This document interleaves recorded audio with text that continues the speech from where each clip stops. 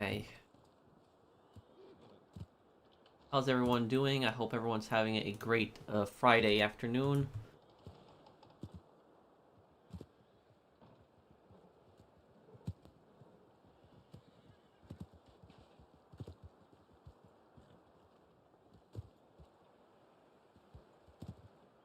Hey, go.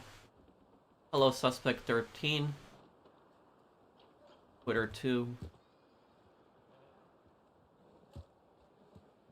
Okay. Here we go. Okay, how's everyone doing? Is everyone having a great day today? Yeah, look at this. You see this? We didn't encounter this on Red Dead Online. The last few times I did a stream on Red Dead Online, this didn't happen. This is a more rare instance. This is the blizzard. So when there's a snow effect, there's also a blizzard. This is the blizzard effect. And you see your characters actually get visibly upset by this, too.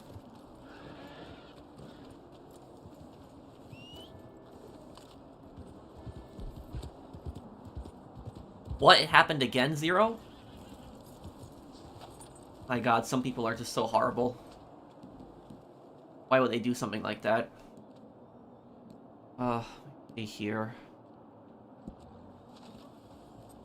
Is he okay?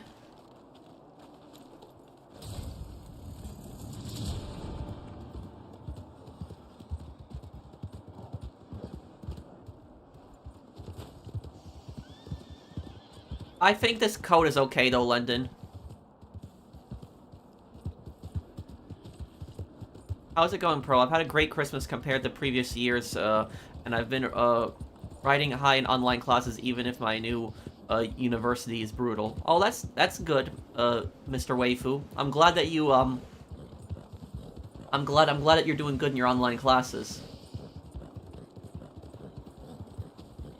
Just one thing that I want to warn you about, with online classes, though, Mr. Waifu, is be very, wary of group projects, because sometimes professors will have you do group projects in online classes, and in online classes it's a lot harder to get people to actually do their work. I've had some really bad experiences with that, personally.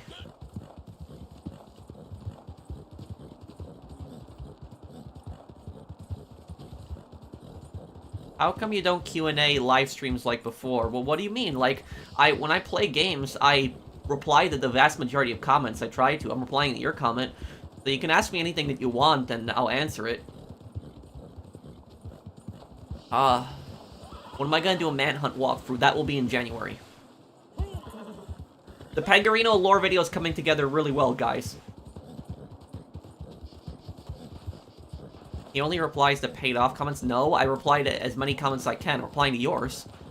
Have I ever played Metal Gear Solid? Yes, I've played some of the games when I was younger. I have the PS1 game, and I played Metal Gear Solid 2 and I beat that one, but I didn't ever go farther than that. Thank you, Luke.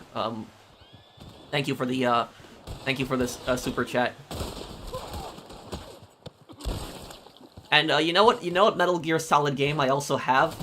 Some people are gonna really cringe at this, but I also have Metal Gear Survive. I have that game, but I never actually played it. I got Metal Gear Survive for $5 once. So that was it. So I just got it because it was $5, but I never actually even played it. I heard it sucked. Okay.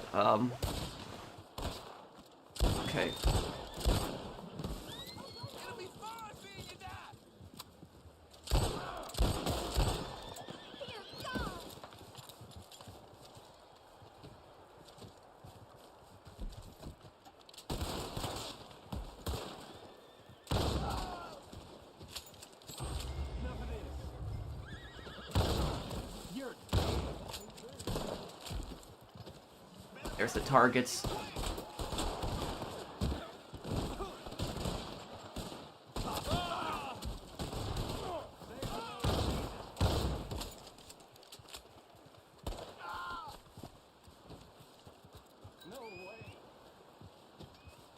What are my final thoughts on Gary? I think that he is I think he's basically a psychopath. I think that somebody like Gary is gonna probably grow up to be a serial killer one day, possibly. He's extremely sadistic, he enjoys the suffering of others, he likes manipulating others.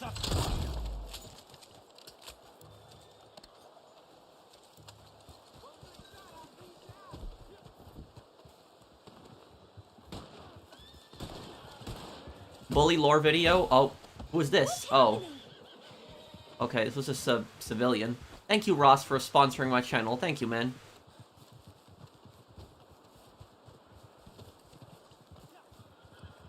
Thoughts on Brenda? Who's Brenda again? Remind me. Bully character, right?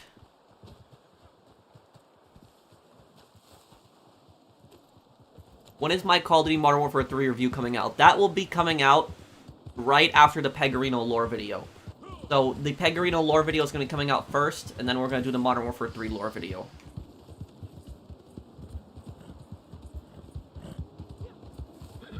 Modern Warfare review, I should say, more of it. Do you have a Discord server for this channel? No, not really. I use Discord from time to time. I did used to use it more in the past, but I just did not have really that much time for Discord. Thank you, Greatest Within. Thoughts on Christopher Moltisanti? I think he's a scumbag. You see how he treats his, he treated his fiancée? He treated his fiancée like absolute crap. Christopher was a massive scumbag and a murderer as well. A lot of people felt bad for him in The Sopranos, but I never really felt bad for him, honestly. Hope I can own rental properties one day. Good idea, Pro. Thank you, Ant. Yeah, rental properties are definitely a great investment. I want to have more in the future. Thank you, Mustang. I hope everyone had a great Christmas, and I wish everyone a Happy New Year. Thanks, man. Happy New Year as well. When will I do the top 10 stupidest things that Rockstar has done? Well, I don't think I'm gonna do a video top 10 stupidest things Rockstar has done, but I am gonna do a video top 10 worst things Rockstar has done, which would kind of fall into the category of that.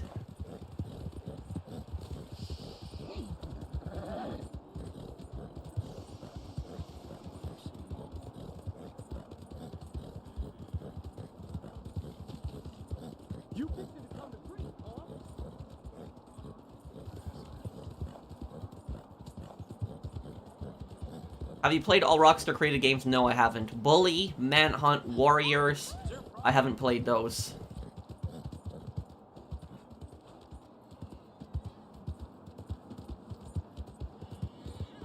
I'll find you and make you real sorry. Wait, what do you mean, Lendon? You're talking about Fight Night? I've never seen people like that in real life.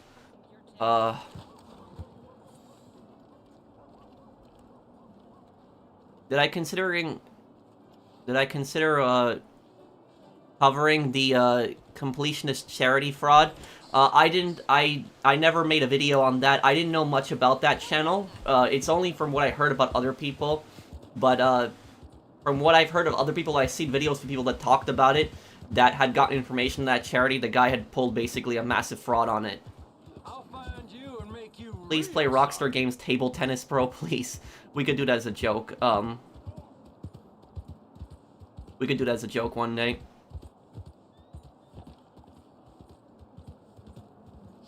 Well, that gang that's in the gang that's in Fight Night Champion, their name is the Aryan Brotherhood. They're not called that in the game, but that's pretty much what they are. I'm done here.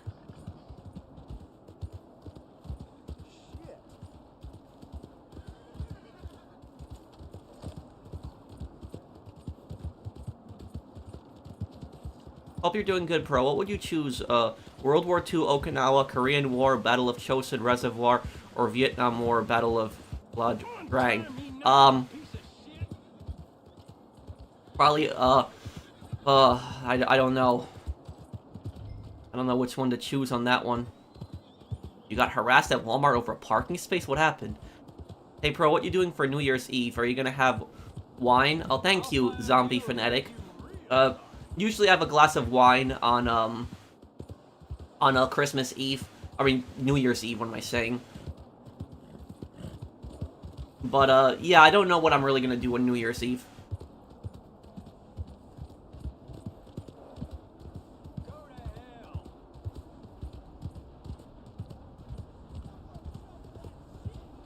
Well, what I will say, guys, when's the next part of Medal of Honor? Good question, Marcus. I'm really sorry for that. It's been nearly 3 weeks. It's just, I've been so busy with other things. What is, tomorrow is Saturday? Maybe tomorrow I'll have the next part of it up. I've just been so busy with just the Pegorino lore video but I'll do another part of it soon. Hope you had a good Christmas. What gifts did I get? Thank you, Sleep Punch Man. I had gotten an iPhone 15. That's what I'd gotten. I'd gotten that at the beginning of November, so that was my gift for Christmas. I had gotten my mom, I had gotten my dad money for Christmas, and then I was gonna get jewelry for my mom, but my mom told me that she'd prefer money too. SoCon 3 we will do in 2024. That is on my list of games to do. We'll actually do it in springtime, so we'll do it, like a month or two from now.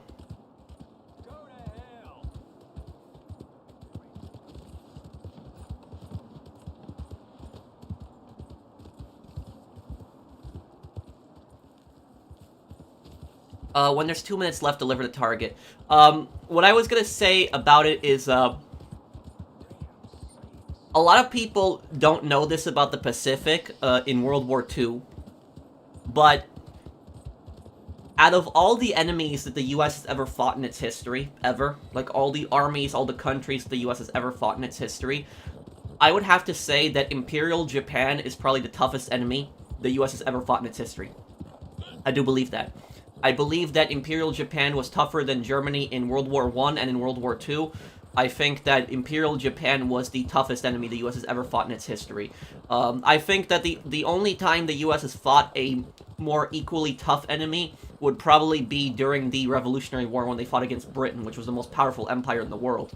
But I would say the Japanese were tougher than the Viet Cong when you compare them, like, in the Vietnam War also. But the reason that I would say the Japanese, here's the thing. The Japanese were not stronger than the Germans in World War II, but they were tougher than the Germans in World War II. There's a difference between being stronger and being tougher. And, thank you, Sensitivity. Thank you for sponsoring the channel. The reason that the Japanese are the toughest enemies the US has ever fought is if you just compare the Viet Cong and the Japanese and how they fought. The Viet Cong fought as mostly a, guerrilla warfare in the jungles. And then the NVA was more of an open army. There was a North Vietnamese army that we had fought against in the Vietnam War. Do you know what the difference in tactics between the Viet Cong, the NVA, and the Japanese are? People oftentimes compare them. The difference between the two, the Imperial Japanese and the Vietnamese, is that the Vietnamese wanted to live. That was the difference. The Japanese didn't care. As long as they were giving their lives for their emperor, they didn't care if they lived or died. So that was the difference. Is the Viet Cong and the NVA definitely fought really well. But the difference is that the Viet Cong and the NVA still wanted to live. If the Viet Cong and the NVA were in a bad situation, they would pull out. They would retreat if they were in a bad situation. And if it really came to it, they would surrender. But the Japanese, on the other hand, they would not surrender. They would just fight on to the very last man. They would just do endless charges. They would not give up. They just kept fighting and fighting to the last man. And that's why I say the Japanese are the toughest enemy the US has ever fought in its history, because if you just compare Japan and Nazi Germany, and you compare them the last year of the war. Let's go in 1945. 1945, Germany and Japan. Both Germany and Japan knew that it was over. Both sides knew that they were going to lose the war. It was only a matter of time. The Germans, near the end of the war, the last few weeks of the war, were mass surrendering. They were giving up in massive amounts of numbers. They were they were desperate. They knew that it was over. They knew there was no point in fighting till the end. They knew they were going to lose. The only time where the Germans were less likely to surrender was on the Eastern Front, because they were scared that if they surrendered to the Soviets would either mass murder them or send them to a gulag. But on the Western Front, for example, the Germans were just surrendering in massive numbers to the Americans. They were just giving up. Like, Americans would go into entire towns and the entire German garrison would just give up because they didn't want to fight. This is like, April 1945. But Japan, on the other hand, the last few weeks of the war against Japan was still fighting till the very end. If you just look at Okinawa, like, they threw everything at us at Okinawa. Just waves and waves and waves just coming at us. And that's a good point there, General's Alert. The only German soldiers that really fought on till the end were typically the SS. They were typically the guys who were the most fanatical to the Nazi regime. Those were the guys who had fought on to the very end in the German army. But the regular Wehrmacht, for the most part, lots of them were just giving up at the end of the war. They were just surrendering. They realized it was over. The Japanese were just fighting till the end, and they were just not giving up. And that's why I would say that Japan is the toughest enemy the U.S. has ever fought in its history.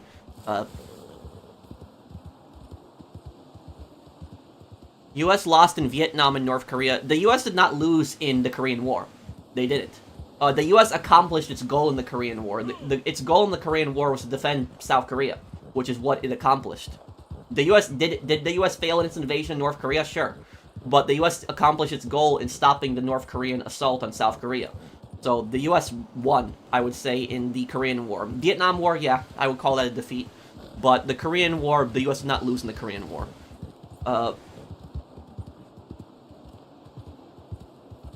What is the best semi-auto of World War II? The SVT-40, the M1 Garand, or the Gewehr 43?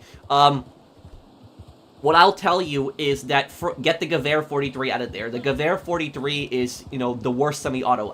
Out of those three, if you compare Gewehr 43, SVT-40, and M1 Garand, Gewehr 43 is the worst one. The reason is because when it comes to German weapons, people automatically think that German weapons are like of really high quality, and they think that German weapons are just superior, and that they're going to work better than a lot of other weapons because they're typically more expensive. German guns are typically a lot more expensive than like American or Soviet guns, if you compare them. But the Gewehr 43, that wasn't the goal of the Korean War. The Korean War was to stop North Korea's invasion of South Korea. That was pretty much what the goal of that war was. Let me see here. Great Fight Night Champion playthrough and mint content. Thank you, Sensitivity. The reason the Gewehr 43 sucks, compared to the SVT-40 and the M1 Garand, is because the Gewehr 43 is an overly complex rifle. That's what it is. If you took apart a Gewehr 43 and you took apart an SVT-40 and you took apart an M1 Garand, just disassembled them, the Gewehr 43 would probably have 2 or 3 times more parts than the SVT-40 and the M1 Garand. And people think that more parts means the gun's going to function better, but not necessarily. More parts can also make a gun overly complicated. You don't want a gun to be overly complicated. You want it to be fairly simple. So that was the thing about the Gewehr 43. It was just too overly complicated. The Gewehr 43's magazine was extremely fragile also. It could crack really easily. The SVT-40's magazines were just a lot more tougher. They were in better condition. The one good thing I will say about the Gewehr 43 is the Gewehr 43 had a very unique scope on it, where it had kind of this latch that you could just slide a scope on and you would just close the latch. You didn't need to drill anything. You didn't need to put any screws into it. There was a little latch and you could just attach a scope onto it, a telescopic sight. It was called the ZF scope, I think that's what it was called. It was fairly simple. That was the one good thing I will say about the Gewehr 43, but the Gewehr 43 is not a great semi-auto, despite what people think it is. Now, if you compare the M1 Garand and the SVT-40, the M1 Garand is the better gun, because even though the SVT-40 holds 10 rounds, the SVT-40 holds 10 rounds, M1 Garand holds 8. The M1 Garand, in the end, is just a cheaper gun to manufacture, because the M1 Garand does not take detachable magazines. The M1 Garand is loaded through clips, which just by default, or that alone, is you're going to save on just so much production cost, and it's just a lot easier to put M1 Garands out there than it is to put SVT-40s. One thing I will say about the SVT-40, it has 2 more rounds, it is lighter than the M1 Garand, it has a little bit of a longer barrel, and it has an adjustable gas system. So SVT-40 is still a great gun. I would just say that the M1 Garand is a little bit better. That's... let me see here. Why is the MP5 variance so OP in Call of Duty games? Thank you, Mr. Waifu. The MP5 is just, who needs help? The MP5, the thing about it is that in every single Call of Duty game, there is almost always a submachine gun that is just really overpowered. It almost happens in pretty much every single Call of Duty game.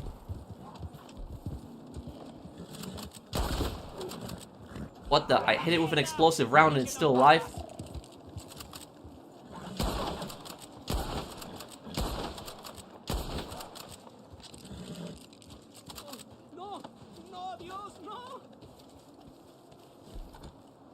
Bro, why do you hate What If History? I don't necessarily hate What If History.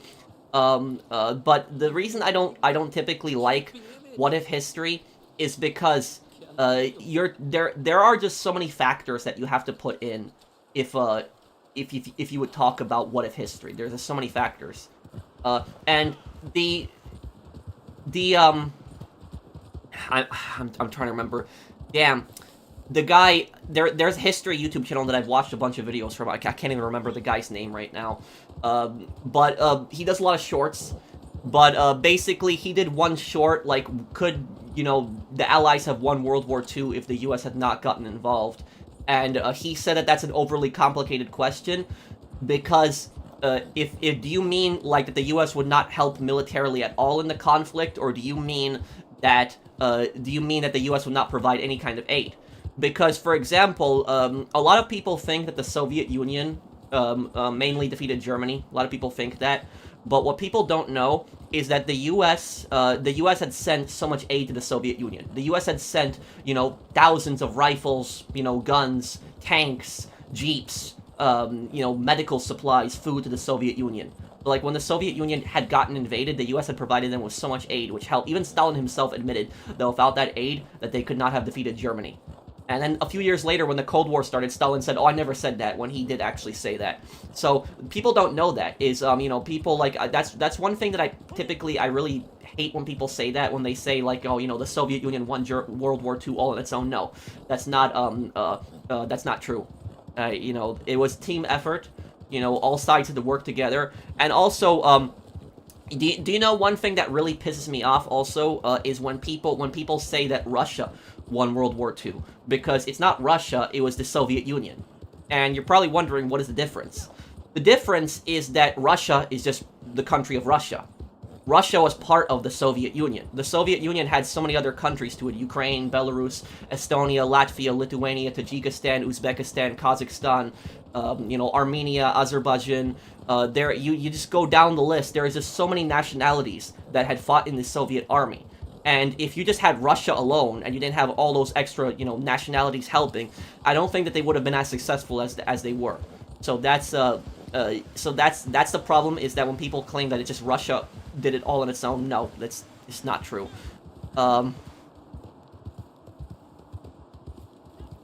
When you played Fallout 3 and got to the bunker of President Eden Richardson, did you spare him, or did you delete him completely from the base? Oh, the first time that I played Fallout 3 when I was a kid, I basically convinced him to blow up the base. That was when I first played it as a teenager. That's what I did. Thank you, Lendon, for the super chat. Let me see, where am I right now? Where are we going here? Go to the bounty poster right here. The real life video will be coming out sometime in January. I'm just sorry. I've recorded it, but I just have so many projects that I'm just doing at.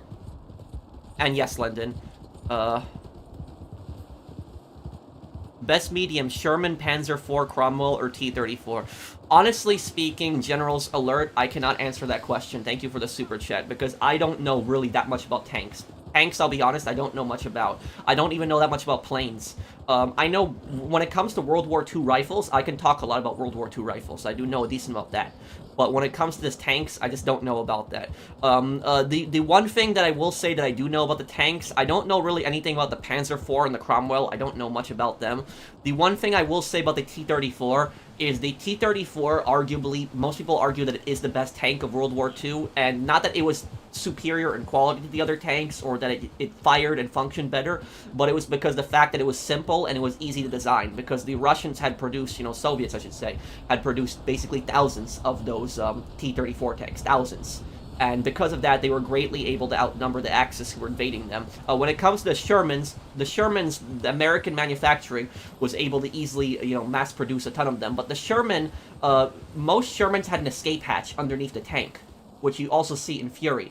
You know, as somebody who's studied World War II for many, many, many years, I didn't even know that. I never knew that the Sherman was like the only World War II tank that had an escape hatch. I didn't know that. And I didn't find out about that until maybe like when I watched Fury for the first time.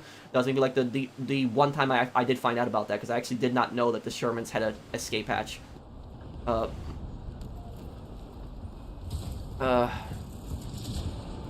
Thank you, Antonio, thank you, Antonio Rivera. Thank you for the super chat. Thanks, man.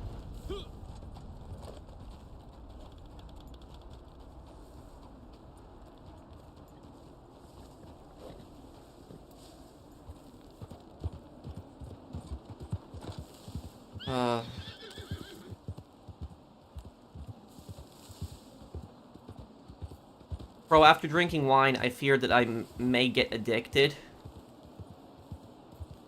Well, I don't drink really that much alcohol. I tend to stay away from it. If anything, the most that I will have is I might have like a glass of wine every few months. That's it. You know, glass of wine and champagne is about everything that I will have.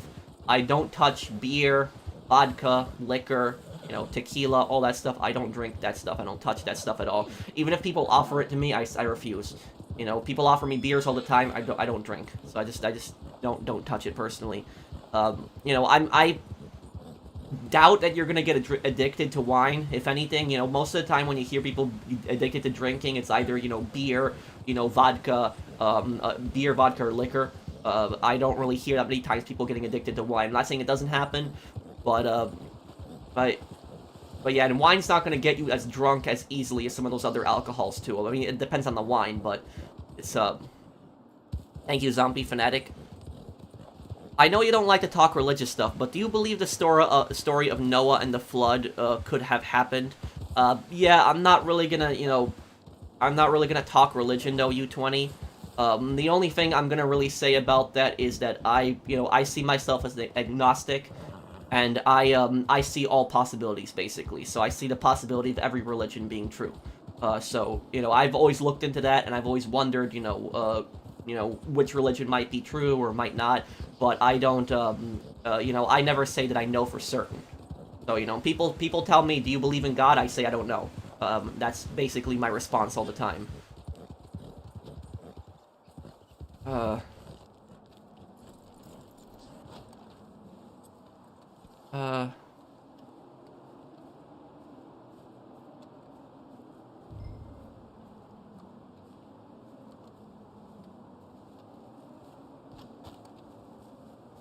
If you want forgiveness, get religion. That's from Spider-Man 3, yep.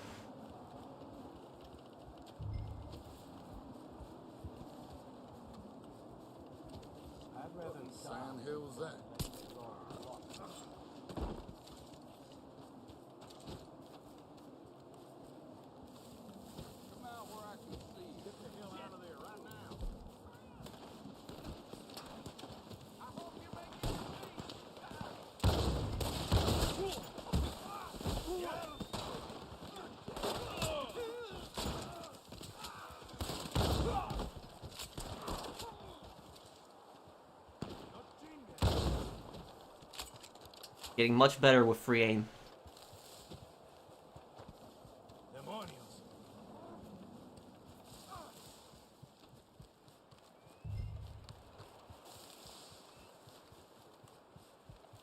Honestly, Craig, I don't even remember. I've had them for many years.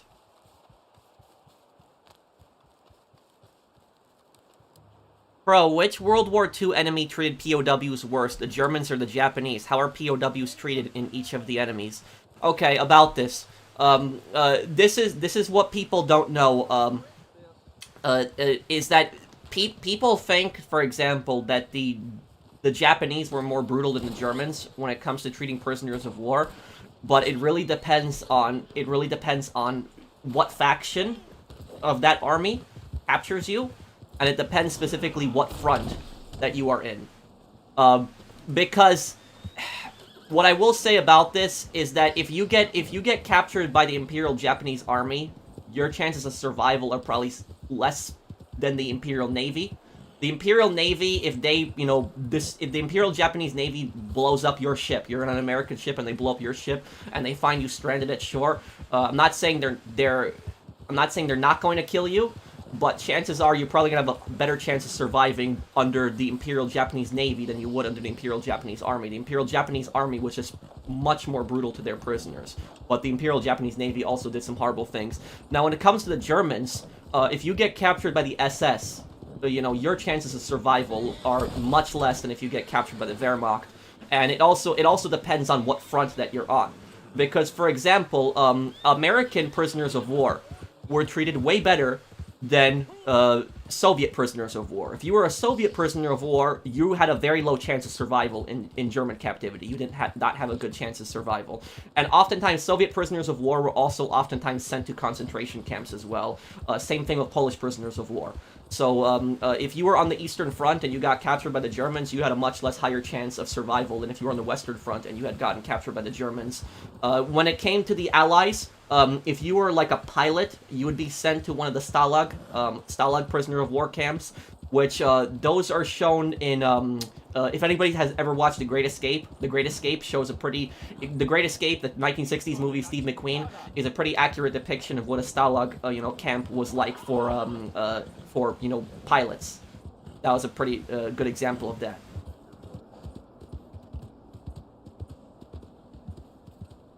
And also, here's the thing, is if the Nazis captured Soviet women soldiers, they would oftentimes execute them right on the spot. They wouldn't even take them to a prisoner of war camp, they would just execute them. So it really depends on the front of the war that you're talking about. Because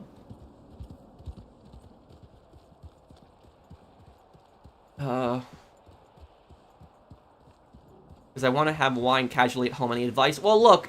If you want to have something like wine, fanatic, if you're scared about getting addicted to wine, the best thing would be not to drink at all. Just don't touch it. But if you really want to drink wine, then basically do what I do, where it's just just have a glass of wine, one glass of wine every few months. That's just all I do. See here.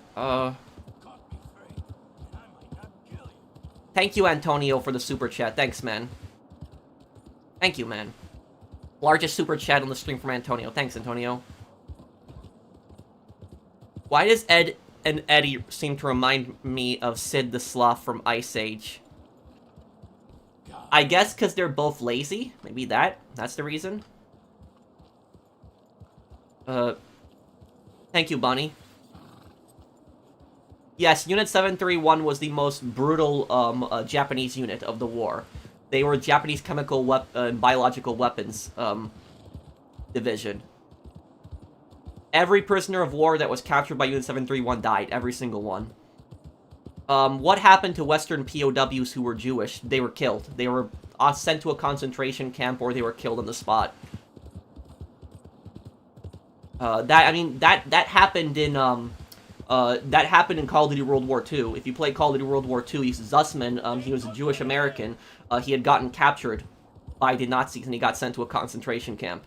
And I think that now that I think about it, I think Call of Duty World War II, the vast majority of World War II games, I would say like 99% of them have I can't remember really any World War II game that has any reference to the Holocaust, which I personally think more World War II games should include something about that. But now that I think about it, the vast majority of World War II games don't even mention it, don't really have anything with it. Call of Duty World War II is the only World War II game that I can think of that actually shows the Holocaust. It's the only World War II game that does show it. So Call of Duty World War II was a great story. It was a really good one, and it's really sad too. Yeah, don't smoke any cigarettes, Mr. Waifu. My father told me that smoking is the worst mistake he's ever done in his life.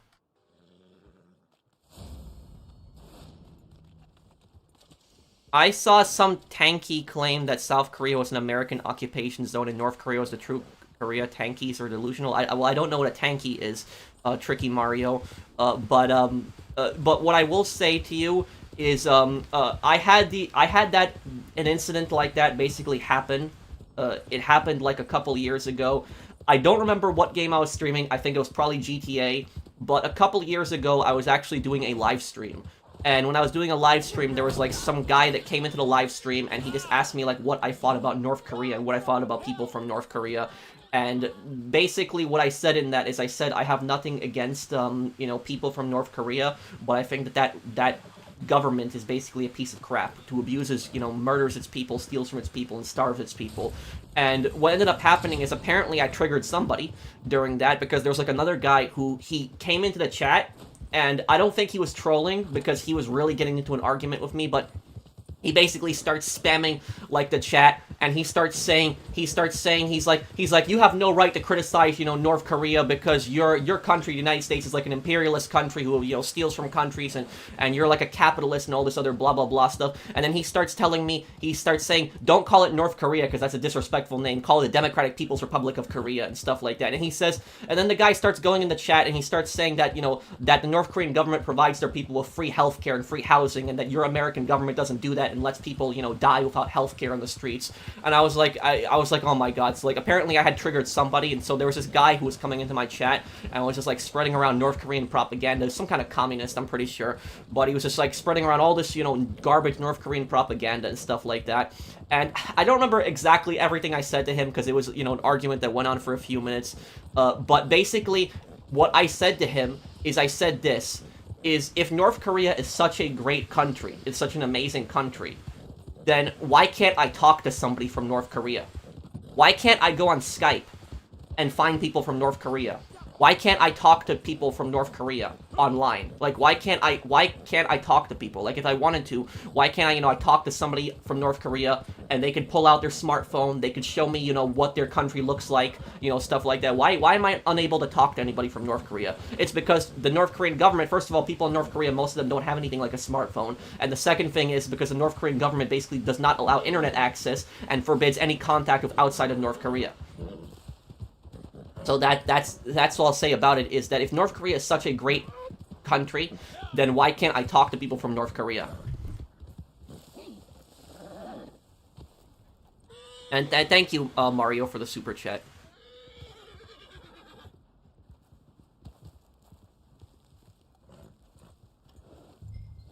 Didn't you ban him? I don't remember, but it was the guy was just a moron. That's just what I'll say about it. Look, and the U.S. government is no saint, but defending North Korea's madness. Yeah, and you said it perfectly there. You said it there perfectly briefly. Look, the thing about this is, this is what I don't understand about communists.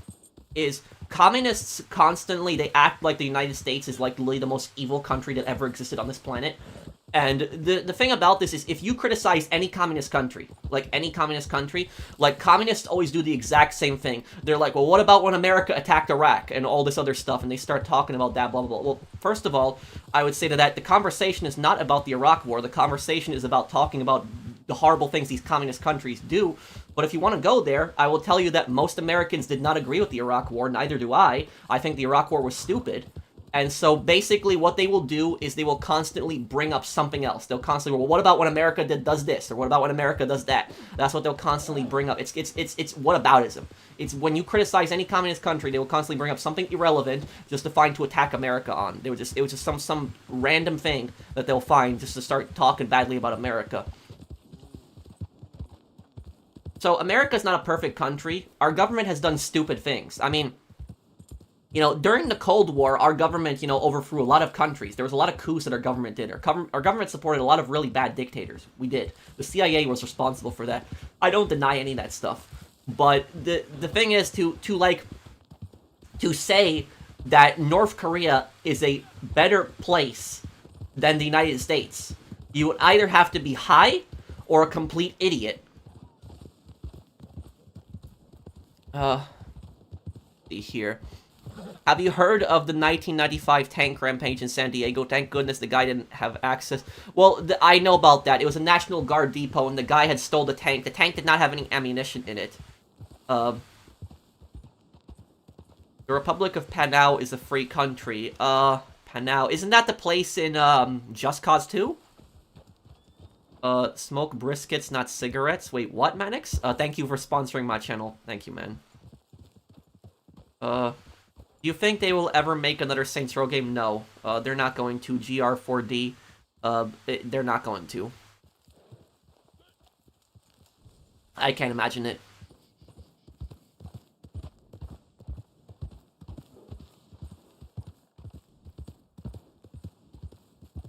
If you got to read the script of all the games you knew of besides Red Dead Redemption 2, definitely not going to talk about that. What game was the least and most surprising to you? Obviously, don't spoil the ranking for a reason. What game was the least and most surprising to me?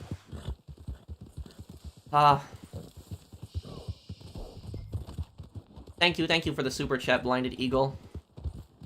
A tanky is a pro-communist user? Oh, I didn't even know what a tanky is. Oh, we got the guy right here. Okay, let me put one on my horse. Just give me 1 second, Blinded Eagle. Damn you!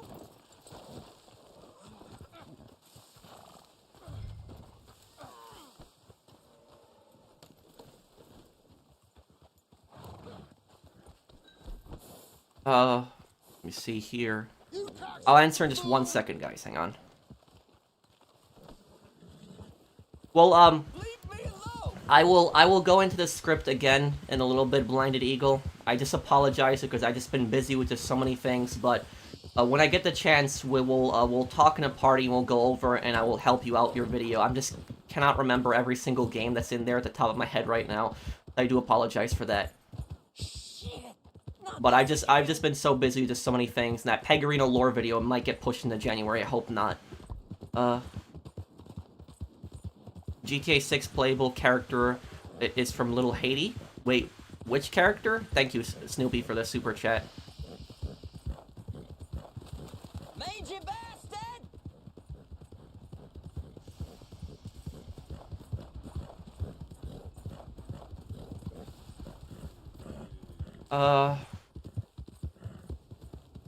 What do you think about the current Venezuela, Guyana situation? I'm getting tired of this.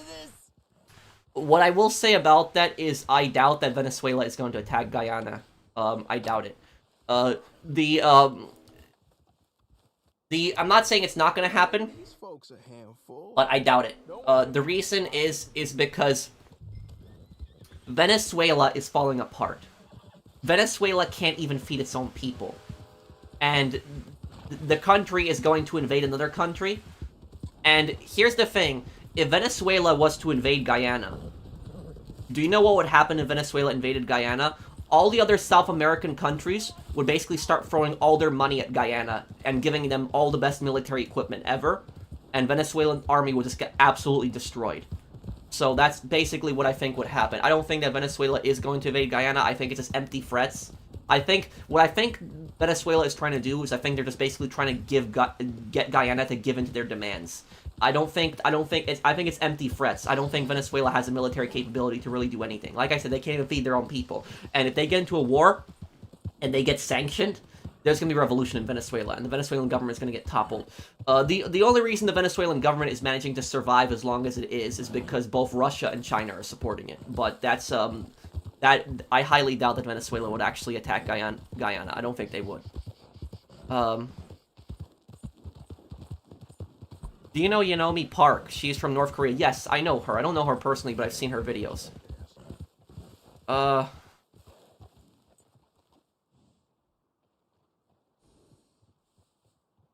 LA Noir playthrough soon, please. I will do LA Noir in 2024 sometime. I just don't know when, Snoopy, but I'll do it.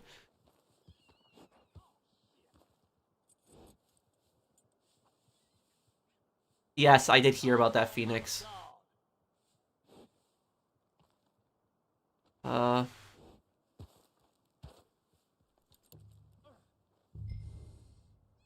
Any thoughts on the Lucia voice actor leak? I don't know whether that's true or not, Blinded Eagle, but now, because if that is true, that actress is going to get harassed so much now. There are people that are going to constantly, follow her on social media, all the other, everything, and just spam her. That's probably what's end up going to happening. Will you be bummed out if there's no free aim option in GTA 6? Of course. Yes, definitely. I don't really like to talk much about current conflicts AMR. I do want to do the Yakuza games one day, just don't know when. When?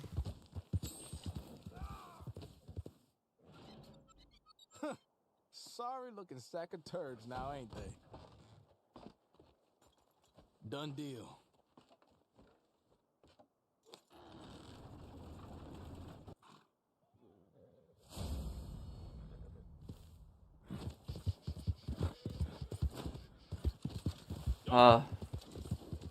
GTA 6 playable character at point 30 in the trailer. Point 30 in the trailer. Well, I'll take a look at that a little bit later then, Snoopy. Hey, Pro, was watching a video about the vault experiments in Fallout was for generation ships in the for the Enclave. What do you consider to be the most evil vault in the series? The most evil vault in the series?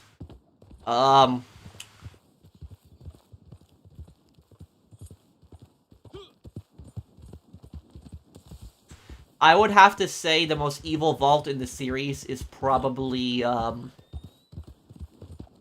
probably the one in Fallout New Vegas. I don't remember the vault number, but it was the vault where basically if they did not sacrifice somebody like once a month, that their power, their power and water would shut off. So that's what I will say. I think that one's the worst one, probably.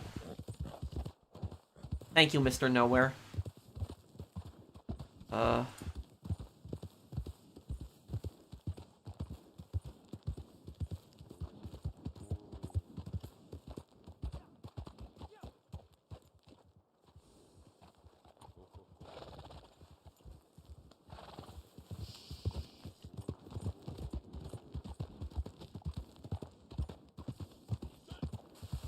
Probably not gonna talk about it. Don't really want to talk about modern organizations though. NBA. I believe Armageddon is the most unrealistic movie, as I believe it will be impossible to stop a meteor the size of Texas. Well, even if there was a meteor coming the size of Texas, the entire planet would probably get destroyed from it. But even if the government fired like nuclear missiles at that, that would probably would cause the meteor to break up into smaller pieces, and something would eventually hit Earth. Wait, which super chat did I miss from Snoopy? Playable characters from Little Haiti. Well, I will take a look at that later in the GTA 6 trailer.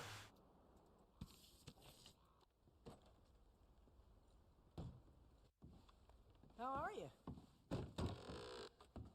Bro, what's your opinion on the soldier that shot at Joel and Sarah and got Sarah killed in The Last of Us? I think that he's a scumbag. Because the thing about that is, remember what Nico says in GTA 4? He says that it doesn't matter what the orders are, make sure that you believe in the orders before you follow them. So that soldier is a scumbag.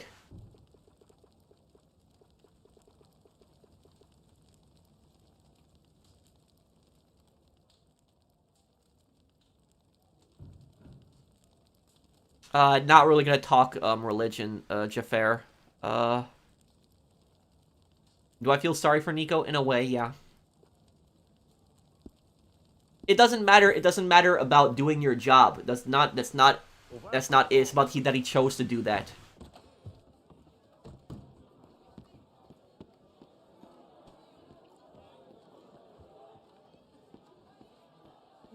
It is rare to find No, I read the super chat about LA Noire. I said I'll probably do it in 2024.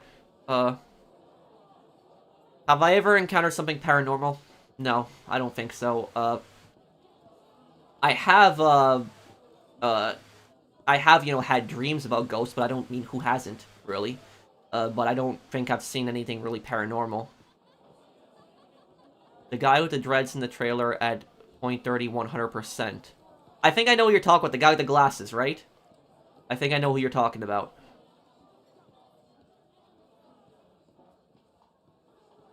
Thank you, Snoopy, for the super chat.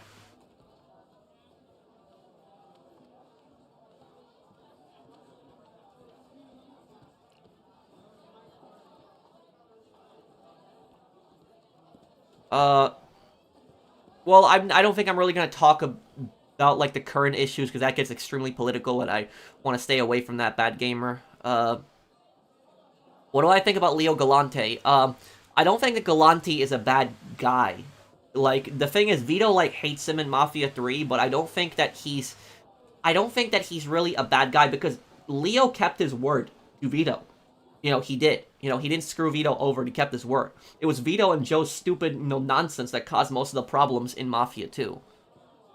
Leo had to separate them. That's why he told Vito that Joe was dead.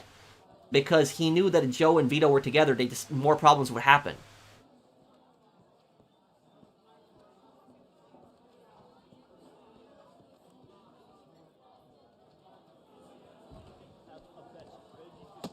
Yeah, the Insomniac leak is definitely gonna set them back.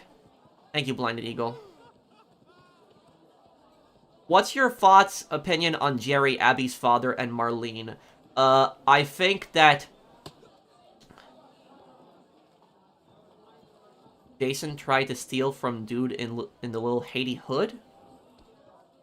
Well, I'm confused. Who's he trying to steal from? That guy with the glasses that you're talking about, Snoopy?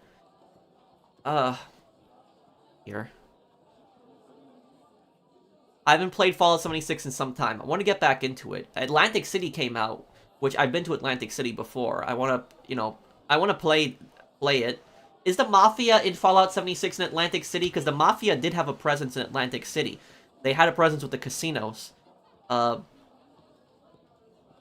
Many Mafias have operated in Atlantic City before.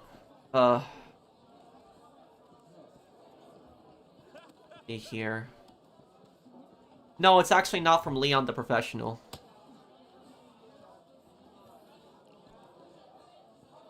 What is your opinion on Jerry, Abby's father, and Marlene? You're talking about The Last of Us 2. I think that Jerry is a scumbag because he himself would not even answer the question if it was Abby what he would do. And the fact that he is trying to do that operation on a child, trying to kill a child, does not even give her the option, just immediately, it's gonna, kill her, do the operation, for something that we know is probably not going to work. There's no such thing as a vaccine for a fungus. It doesn't exist. So, honestly, I don't think there was anything, what Joel did at the end of The Last of Us 1, I don't think there was anything wrong with what he did. I think, honestly, they deserved it. I think that the story was just written poorly in The Last of Us 2. I just don't think it was a good story. I think it would have made much more sense if Abby was Marlene's daughter, because then she would have had more of a reason. But they made Abby a random NPC's daughter, like a random NPC that you did not even care about, did not even know his name in the first game, and you can tell that wasn't even their original plan because the NPC's face. The doctor's face that Joel kills looks absolutely nothing like Jerry in The Last of Us 2, so you can tell that wasn't even their original idea. It was just a stupid thing. Like, it's just so dumb. It's like, imagine, an NPC's daughter kills kills the main character in the next game. It's so stupid. It wasn't even like a main character. It was like a random NPC in the game beforehand.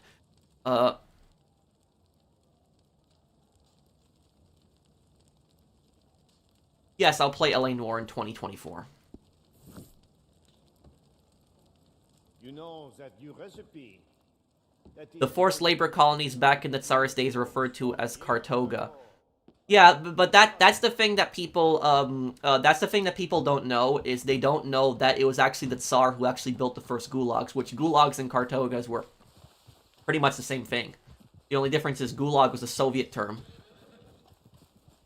Can you compare and contrast between Dimitri and Gary Smith? I think that Dimitri and Gary are pretty much the same thing, where they're both using other people. I think that the only difference is that Dimitri, sold Nico out. Dimitri sold Nico out and was always going to toss him away. Gary, I think, Gary says that, like, oh, you would have betrayed me. So Gary's, like, it's, like, more, like, just, like, paranoia coming in there. Just... But they are very similar. A meteor the size of Texas would evaporate the seas and melt the land. Earth would be turned into a molten ball of fire. Not even roaches would survive. Yeah, I think Earth would be completely destroyed. Thank you, U20. And thank you, Mr. Jesus. Thank you, guys.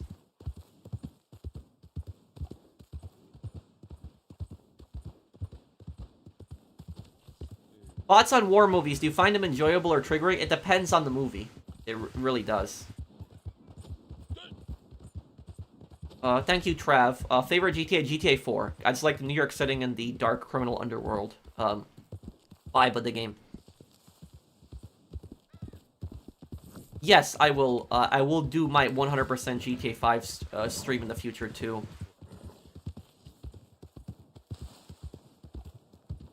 Would I like to play Call of Duty Modern Warfare 2 soon? What the devil was that all about? Well, I've actually, you want to know? You guys want to know something kind of funny? I was actually playing Modern Warfare 2, like a few days ago, and I was playing DMZ, which DMZ is like the only Call of Duty mode that I play. But when I was playing DMZ, I went to Zarqwa Hydroelectric, like, you know, that town where there's like that island in the middle and there's like a few buildings around it. So I go to it and I meet like another player there. That's like, you know, in the comms chat. And that other player's name, I realized his name was The Professional. And I just like, hey, what's up? I was like, you want to squad up? And he like freaks out when he looks at my name. And what happens is the guy, because I read his name as The Professional, I didn't see the front of his name. It said Hank. So it's Hank the Professional. And I was like, you're the professional too? And he's like, no, you're the professional. I'm Hank the Professional. And I said to him, I'm like, did you make your name because of my YouTube channel? And the guy's like, no, this is just my name. And then he's like, wait, are you the YouTuber? And I say, yeah. And I'm like, did you watch my channel? And he's like, no, I've never watched your channel before. And then I ask him, like, how did you know that I'm a YouTuber if you've never watched my channel before? And he says, because every single time I play this game, people ask me if I'm some YouTuber. That's, like, what the guy said. So the guy's name was Hank the Professional. And it's like, he told me when he played the game, there were people that would constantly ask him, is he a YouTuber? So he didn't even watch my videos, but he just had a similar name. And he said that whenever he played the game, people would just ask him if he's a YouTuber. That was just it. But I thought that was kind of funny. And the guy was a pretty nice guy. He was a pretty chill guy, but that was just about it. How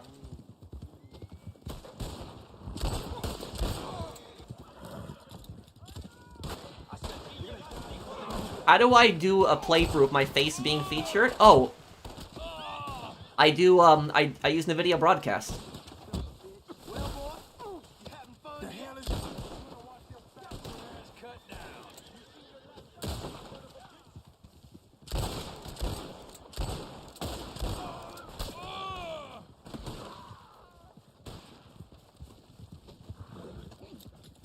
I missed your super chat. I'm sorry, Zach. Let me look. You found your twin. Thank you, Mr. Waifu. Thank you, U20. Bought me an 18-round M9 pistol the other day. Thank you, Zach, for the super chat. I'm sorry that I missed your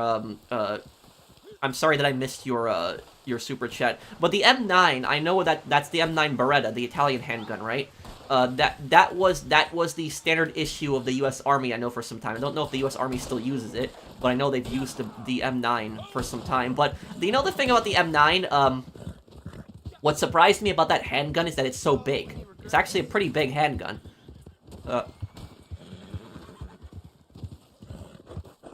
I ejected The Last of Us 2 disc out of my PS4 and broke it in half when it made me play as Abby. Terrible story. Oh man, you know the funny thing is, have you seen PewDiePie's reaction when he played as Abby? PewDiePie's reaction, like, the first time, like, his face was like, oh no, I'm playing as Abby, and then PewDiePie's like, maybe we'll find out how she got so buff. That's what PewDiePie said. Oh man, thank you Works World, thank you for the super chat.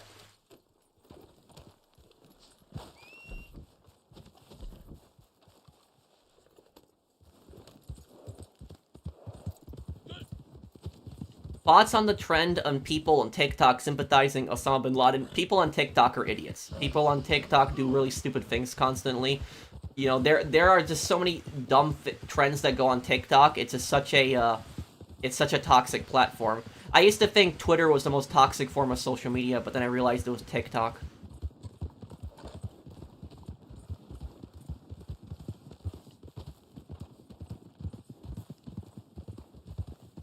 Any thoughts on the day before? Well, the thing about that is, I was considering doing a video on the day before, like, just playing through it, just to give, like, my thoughts on it, but, like, the vast majority of comments on my channel were like, don't play it, it's a scam, don't touch it.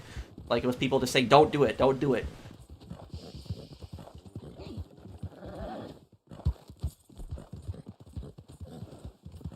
Yeah, but that game was such a failure.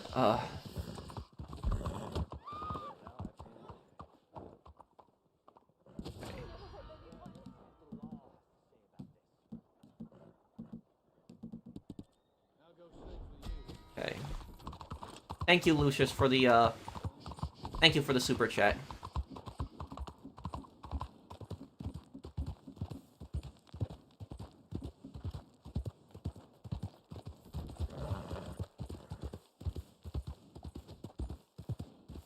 Thank you, Works World.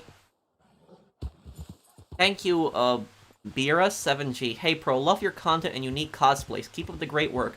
I can't wait for your LA Noire and True Crime playthroughs. Thank you, man. Thanks, I appreciate it. Thank you. Thank you. Thank you, Bira7G. Thanks, man. I had a really bad dream where I was playing Saints Row Reboot on Xbox 360 along with a crappy cart game featuring the cringe Saints. Help me. Oh, thank you, Mr. Waifu. Thank you for the super chat. You had a really bad dream with playing Saints Row Reboot and the crappy cart game. Oh, man. Yep. Have I seen the movie Unbroken? I've seen clips of it a long time ago. I want to get around to watching it one day. I'm going to do King of the Castle. I want to do one event where we play against players. Down for Modern Warfare 3 tomorrow during stream. We can voice chat if you want. Okay, maybe. I have to finish up my Pegorino lore video, so maybe. If we get the chance. I'll be streaming every day when GTA 6 comes out. No, I'm gonna do a video playthrough, but then I'll do streams of the online. Isaac Frost in Fight Night Champion is the most BS boss. Literally have to survive 8 rounds for his steroid and amphetamine withdrawals to kick in that. Yes, Isaac Frost is ridiculous. I should have jabbed Isaac Frost more during my fight with him, but that was just, it's such a frustrating boss.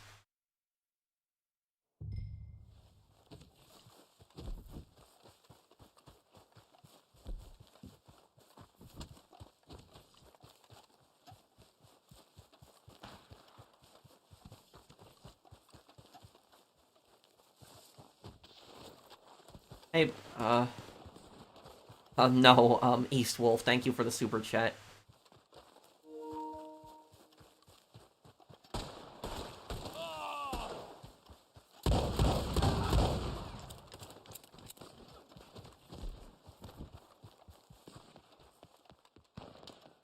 Bro, can you do the Mafia accent? I can do two. Hey, how you doing? How you doing? Or I could do the other one. Hey, Ditch, what are we doing today? Like, you know, that one. But those aren't really Mafia accents. Those are New York accents.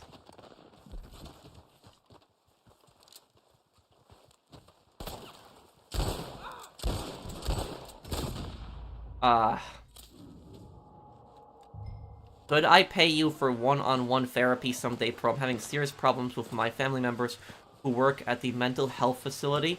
You don't have to pay me for one-on-one therapy, Vincent. I mean, I could add you and I could talk to you at a party if you want one day. You don't have to pay me for something like that. If there's anything you want to ask me, you can ask me. But I hope everything gets better for you then. Thank you, Vincent.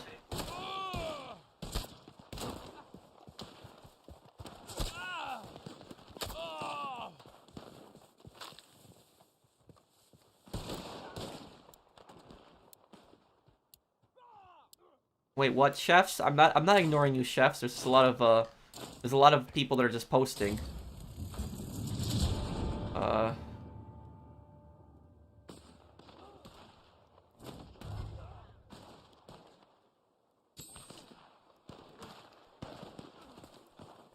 My name is Dmitry Ratskolov. I see your question, Jim. Are you a fan of ancient history? Not really that much. I like Enlightenment history much more.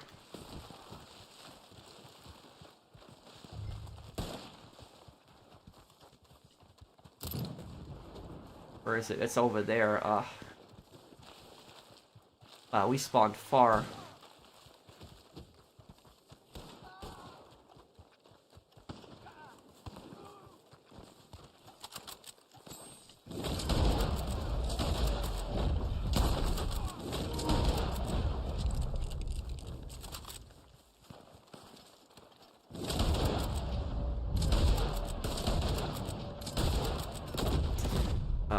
Yeah, they're running some kind of tonic spam over there. You see how many shots they took? They're definitely running some kind of tonic spam. Bro, love your content. Keep up the great work. Thank you, John. Love your mafia accent. Thank you, man.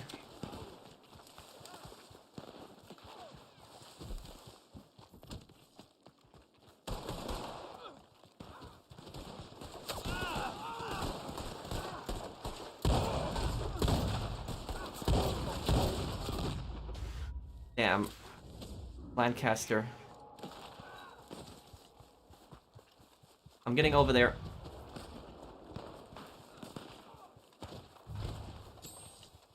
Damn.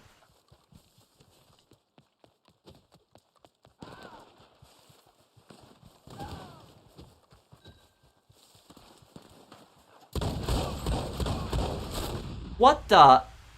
Okay, that's just stupid. That was seriously stupid. You shoot somebody that many times with a shotgun and it doesn't do anything, and then they just one-shot you with a pump action and it's over? That's dumb as hell. That was stupid.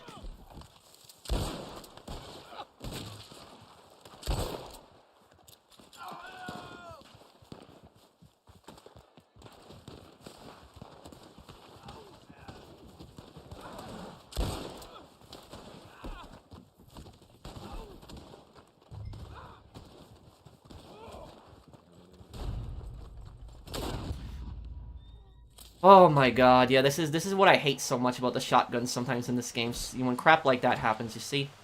Perfect example.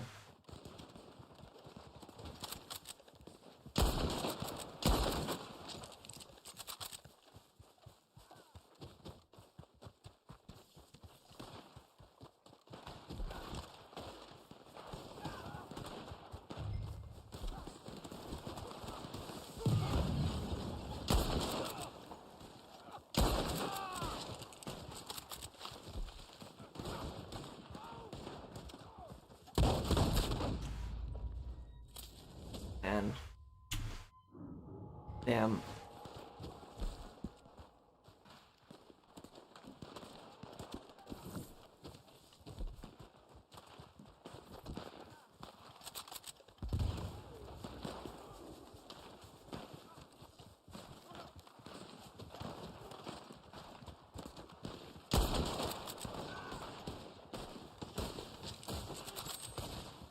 Nico Bellic, a gift from Dmitry Raskolov. Yup, that's the hitman says that at the wedding.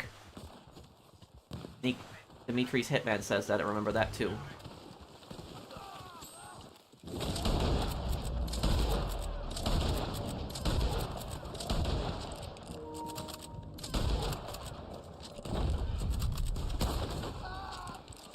Damn, okay. Let's get over there, let's take it over.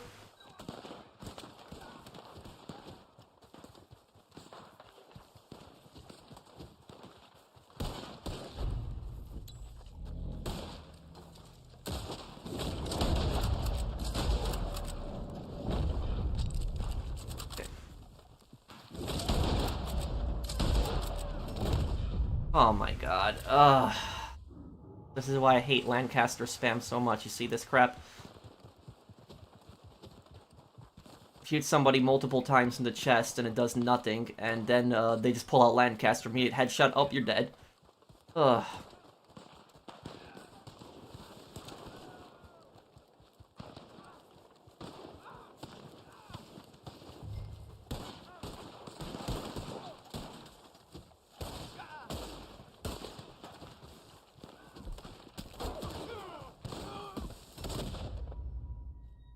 Ah, man.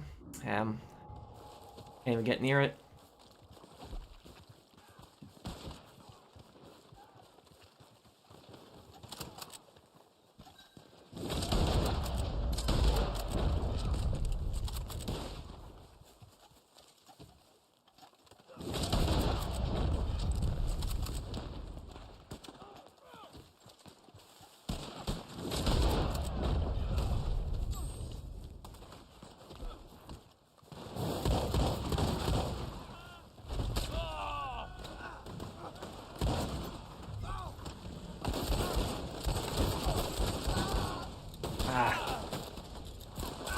Yeah, when I finally take it, it's...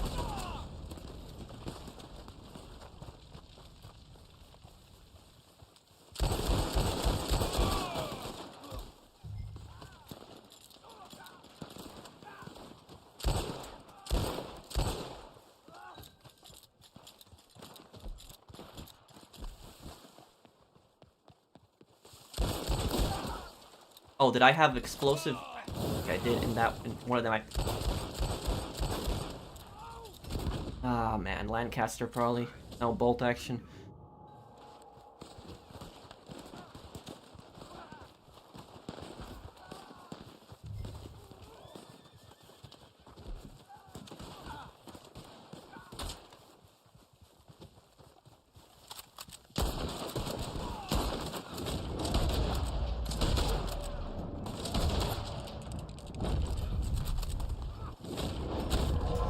Oh my, I'm getting shot from all sides. Can't even move.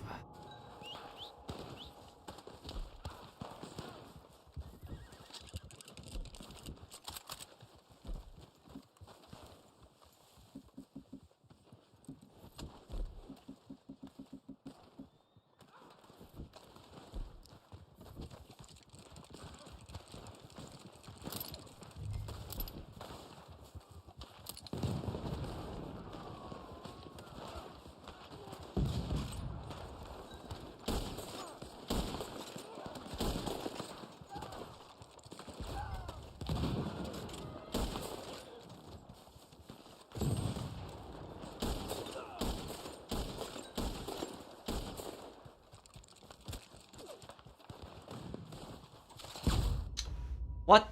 Oh, come on, man. Seriously? Oh, man. Explosive arrows.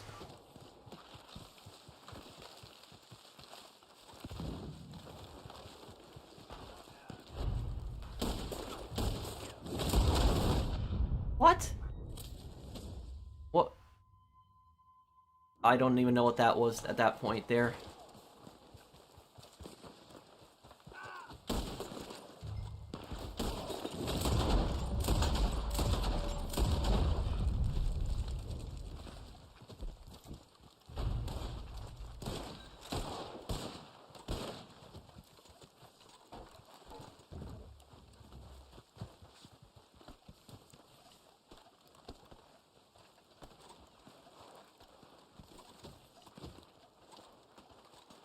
Careful, he's throwing crap.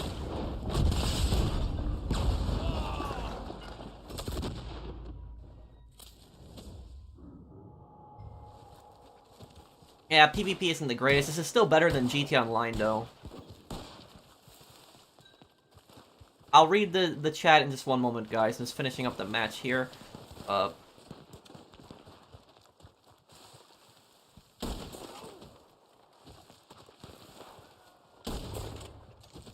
See, that's what happens when you Lancaster headshot spam. It's not that hard, but well, I tend to avoid the Lancaster because it's an overpowered weapon.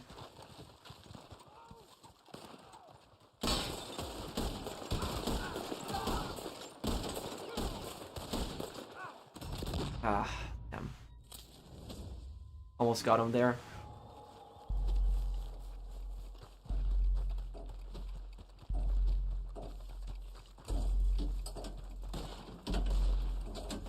Okay, here.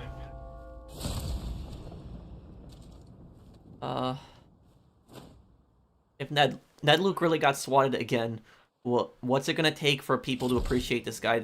The guy did an autograph session. Not many do. What? Here. What is he? He's rank. Like, they're super high ranks too. The people are just massive scumbags. The way I see it is if somebody sends the SWAT team to somebody's house in like a swatting incident, that person should be charged with attempted murder. Because the police could very well hurt that person. It's meant to intend to cause that person harm when they're sending the SWAT team to that person's house.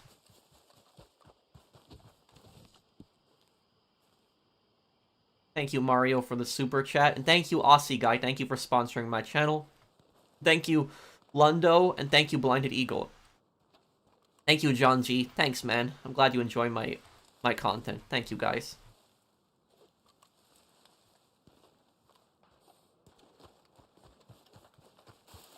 Yeah, Phoenix, I'm sorry, man. I've just been so busy with the Peg Arena lore video. I'm trying to get it done before the end of the month. I mean, I spent like 3 hours today just working on the Peg Arena lore video. Taken a lot of time to put it together, but once it's gonna be out, it's gonna be one of my best projects ever.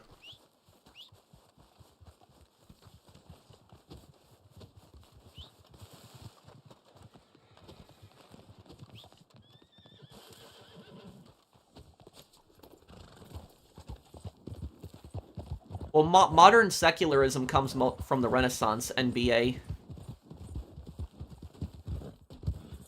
I missed your super chat. I'm sorry, Mr. Waifu.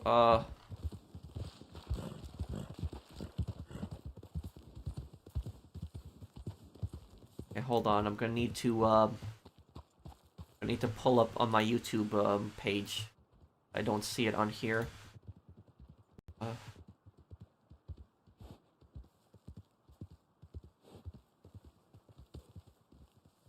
I will never forget your funny rage against Isaac. Well, thank you.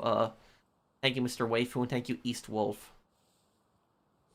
But yeah, I already finished Fight Night Champion. I showed the ending of it to my channel members.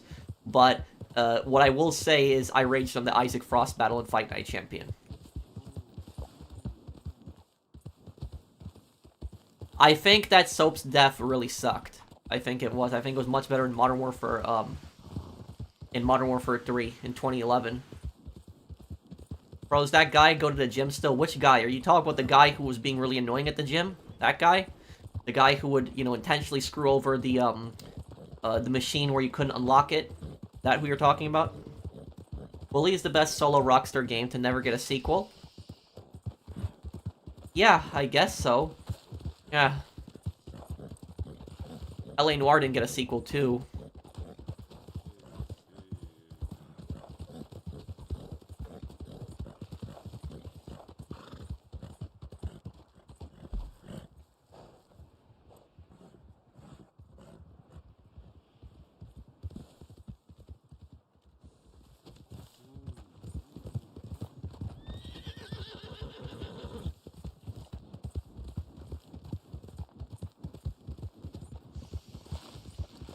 I haven't gotten the chance to look at everything Drifter because I just been so busy. I've been doing so many projects at once right now. How long is the Pegarina lore video? I don't know completely, but it's probably going to be at least over an hour. Rockstar's Tabletop Tennis never got a sequel.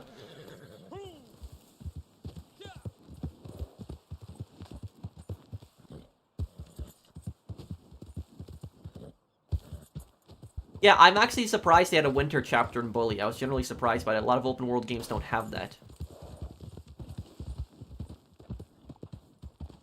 My top 5 games you play 2023: Road to Respect, Bully, Enemy Front, Kanan Lynch, and Fight Night Champion. Thanks, Phoenix.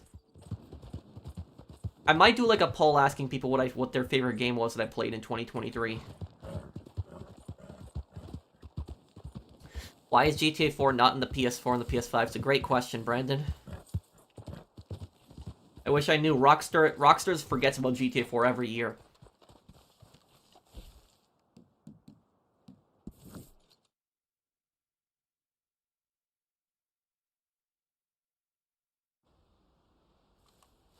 Hey, Pro, in GTA Liberty City Stores, you can get snow when you car seal side mission reach level 9. Wait, what? I didn't know about that.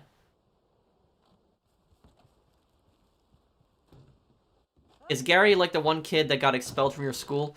No, he's more like Clint. They're both extremely psychopathic, but the kid who got expelled from my school got thrown out. His name was Jake. And Jake was very psychopathic, but he wasn't as smart as Gary. He was more of an idiot. I have finished this batch. We can sell it when you like.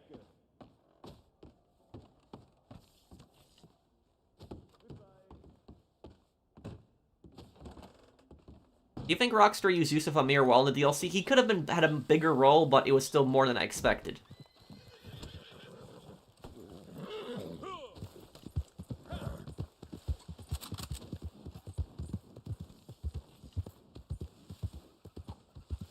Jake from State Farm? No, not from State Farm.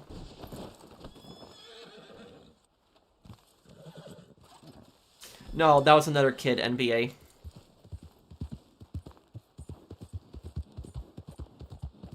Yes, Flaming, more like that.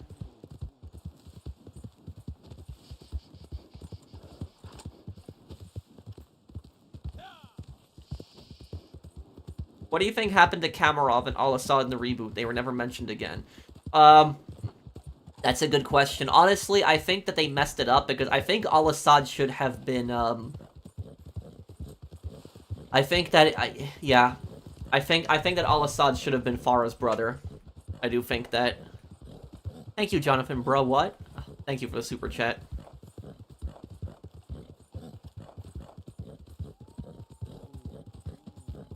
Need for Speed the Run. Is there like a storyline to it? I might look into it. If there's a storyline, I might look into doing it. I got explosive rounds equipped here. I don't want that.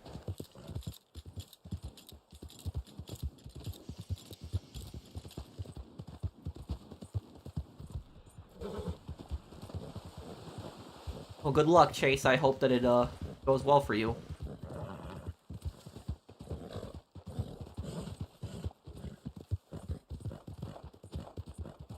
I played Driver San Francisco. I want to play the old Driver games one day, and then I might consider playing Driver San Francisco. Well, at least Yusuf Amir plays a greater role. Like, he's on the phone, and you see him at least in a few more cutscenes. I'm at my parents' right now, NBA, but, going back in, like, maybe 2 weeks.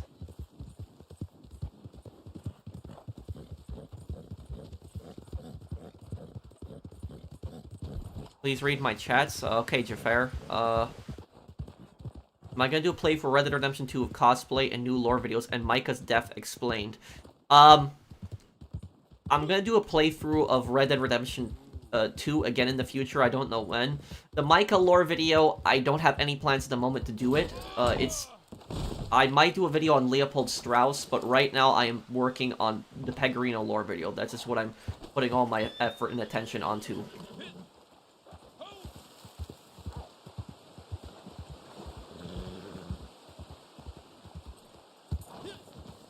There's a trend going on saying GTA 6 isn't for kids. Thoughts? Well, the GTA games never have been for kids, but a lot of kids play them.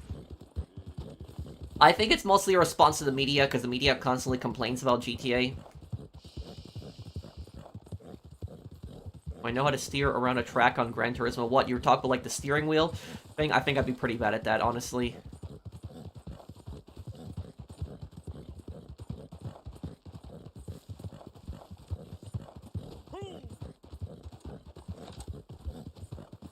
Did you see the thing I sent you on Twitter 2 weeks ago? Who are you on Twitter again, Chase? And when did you send me this? And where through Twitter exactly? For a message on Twitter?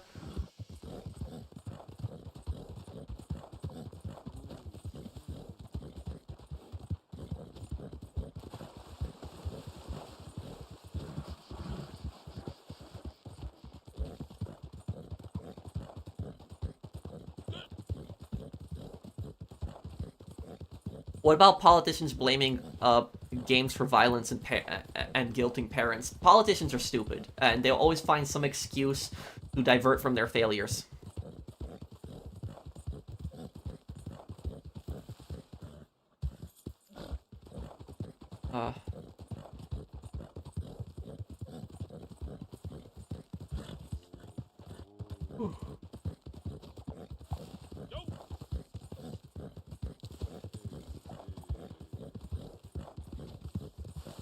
Jack Thompson was a moron, and he got disbarred.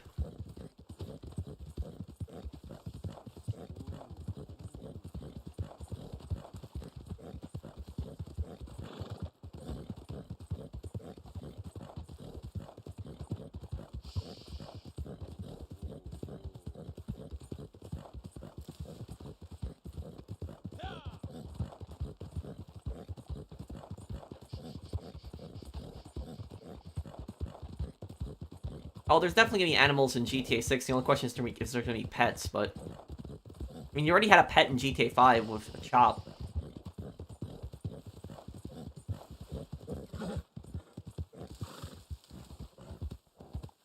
An idea on a Max Payne lore video? Where did you... how did you send it to me? Where can one talk to you on message, you or message you personally, well, what did you want to talk about? But, I mean, you can ask me whatever you want to ask me here, but otherwise, I tend to talk to people through Twitter messages.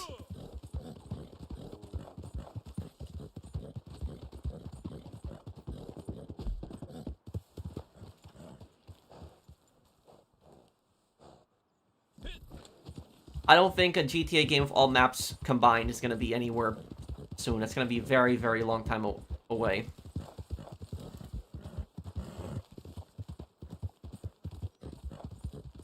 How expensive will GTA 6 be? Well, it's going to be, $70. That's how much it's going to cost in the store. There's probably going to be some kind of, there's probably going to be some kind of, what is it, there's probably be some kind of special edition, but the standard game's gonna be $70. It's not gonna be more than that.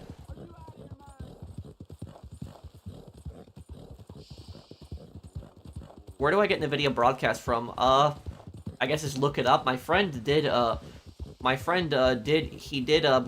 remember he installed it for me a long time ago. I don't remember, I think the NVIDIA website, I think that's where you get it from. Thoughts on the border crisis? Thank you, Long John Lance. I'm not really gonna comment on that. I'm probably not gonna, get much into that. I don't really like to get involved in, like, current events personally too much. There's already GTA 7 clickbait videos. Have you seen them? No, but I'm not surprised they exist. I just want to say I love your content. Thank you, Viper. Thank you for the super chat. GTA 6 in your city will be $150. How so?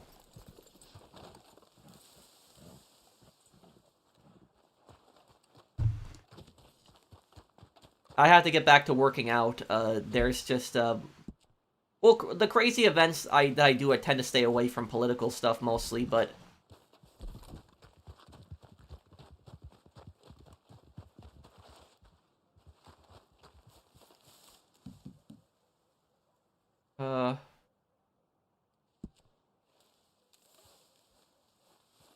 What cities would you hate being a police officer in right now? I'd say Portland, Minneapolis, Chicago, New York, Seattle, and Los Angeles.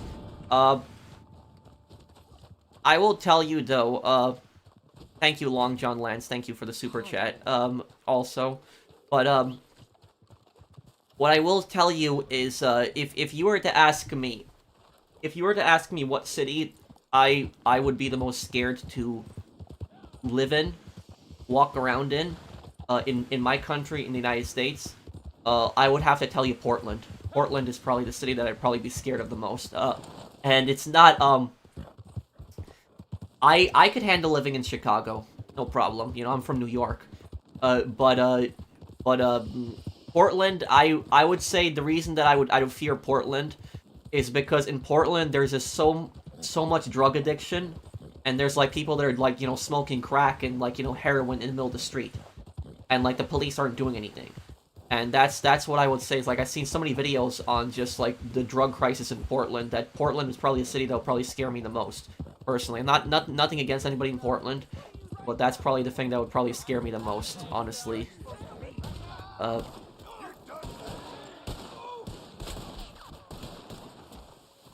Thoughts on the UK leaving the EU? What I will tell you is, and I'll answer that in just one second. I'll answer your question on that in a moment. But let me just finish the Portland thing. So look, I don't know if the law has changed in Portland, but Portland decriminalized drug possession. And they said that this is going to, reduce the amount of drug addicts on the streets. But what it actually did was it increased the amount of drug addicts. If you just look at the drug problem, you just go on YouTube and just type in drug problem in Portland, and you'll see like, hundreds of videos on just how bad the drug problem in Portland is. And do you know what the reason the politicians are stupid in Portland? Because they're saying, oh, we're following the Portugal example. Because Portugal, what they did was they decriminalized drugs, and Portugal does not have a drug addiction problem, but Portland does. But here's the thing, they didn't follow the Portugal example, because Portugal did something different, though. Here's the thing is, the only similarity between Portland and Portugal. They're both places, the country of Portugal and the city of Portland, both places drugs are decriminalized. That is true. However, though, intent to distribute is still a crime, and you're still gonna get arrested for it. So that means that in Portugal, if you're caught with, like, cocaine, meth, the police are gonna take it from you. They're not gonna arrest you, but they're gonna take, the drugs and they're gonna destroy it. If you're intending to distribute, which means basically intent to distribute means that you're a drug dealer, you're gonna get arrested in Portugal. And the difference is that Portugal forces drug addicts to take rehab. They tell drug addicts, go to rehab. They force them to do it. So I don't support arresting drug addicts, but I do support forcing them to go to rehab. You should force them to go to rehab. The government should make them mandatory to go to rehab. The government, basically, if I was in charge of the law, what I would do is I would increase penalties for distributing drugs. So if you're selling drugs, I would increase the penalty for that. So if you're selling drugs, you're a drug dealer, I would make the punishment much harsher. When it comes to just having drugs on it, like being an addict, then I would not support an addicts being arrested. However, though, I would support them undergoing mandatory rehabilitation. And how I would personally do it is I would do it like this. That when if a drug addict gets caught with drugs, the police destroy the drugs, they bring the drug addict to arraignment. Arraignment is basically where the judges decide what to do with the person awaiting their trial. The judge gives the drug addict two choices. Either you complete rehab, and once you complete rehab, your record will be clean, you will have no criminal record. If you refuse to go to rehab, you're getting sent to jail. So that's what I would personally do, is I would have the drug addicts give them two choices. You either complete mandatory rehab and you have no criminal record. If you don't want to do rehab, you get thrown in jail. That's personally what I would do. But the way Portland was doing it, Portland was just doing it so stupid, where in Portland, they were just, the cops would just go up to drug addicts and they would just give them, like, a piece of paper, and they'd be like, please, call this number for, like, a drug helpline, and nobody calls a number. Like, the police have said, nobody calls a number, nobody contacts them. Barely anyone, contacts them. So that's what I'll say about Portland is, it's like, it's just, it says decriminalizing drugs isn't necessarily a bad idea, but you have to force people to go to rehab, because if you decriminalize drugs without having to force people to go to rehab, then it's, then you're gonna increase drug problems. So that's what they should have been doing, is they should have been forcing people to go to rehab, but they basically created a drug epidemic in Portland. People from all over America come to Portland because they know they can just smoke drugs and they can get away with it. So that's it, as the politicians there are really stupid. I hope I answered your question there, Mario. There's gonna be cars in GTA 8. Thank you, Mr. Waifu. Yes, there will. Most evil character in classic Max Payne games? Nicole Horn, I would say, yeah. Because it's flooding the streets with those drugs. Destroying so many people's lives, killing so many people in the process. Why punish the dealer harshly when the U.S. allows drugs to enter the country every day? What do you mean the U.S. allows drugs? Can you explain that a little bit more? Thank you, regular dude, for the super chat. What if rehab doesn't work? Well, I would say that the person would have to get some kind of clearance from the rehab, that they're rehabilitated, that they're not, addicted to drugs anymore, that they're clean. Because the first step to dealing with drug problems is admitting that you have a problem.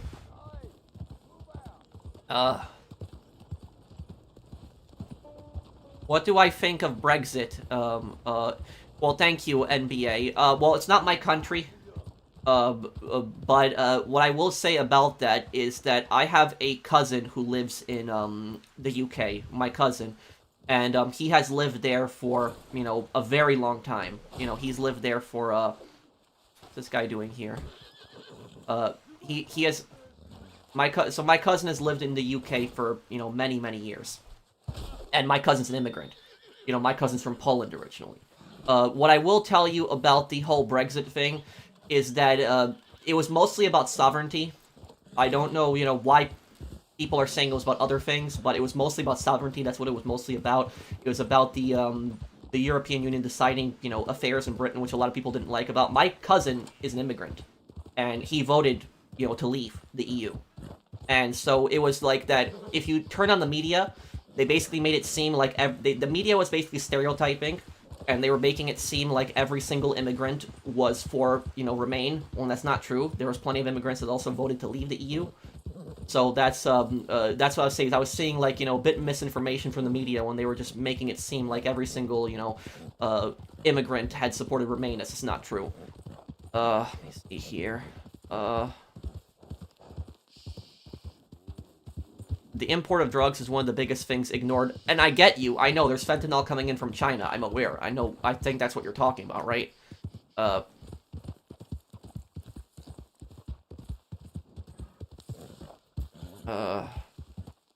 Here. Would I blame the BBC for that? To a degree. I will tell you, though, that the BBC is not the BBC is not balanced. It's not fair. Because, do you know one thing that I will tell you about the whole Brexit thing, from what I've seen personally in the media, is that I constantly hear how the media says that there was misinformation, and people voted to leave because of misinformation. But do you know what people don't talk about? People don't talk about misinformation that Remain spread, because the Remain side also did spread misinformation. Now, I remember a couple years ago, I was watching BBC when the whole referendum was happening, and I remember there was a debate on TV, and what was his name? Cameron, that was the guy, when he was Prime Minister of the UK. He spread misinformation around about Remain. You know what he said that was factually incorrect?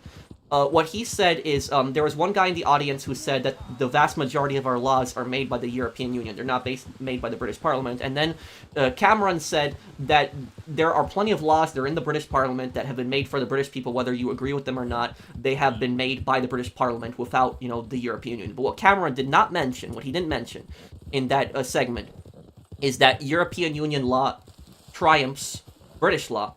Which basically means that if the British Parliament passes a law, right, and the vast majority of the British public agrees with that law, so let's say there's some law that passes in Britain, right, and Britain's still part of the EU, 70% of the British public votes on it, says, you know, we support this law coming into effect, whatever it is.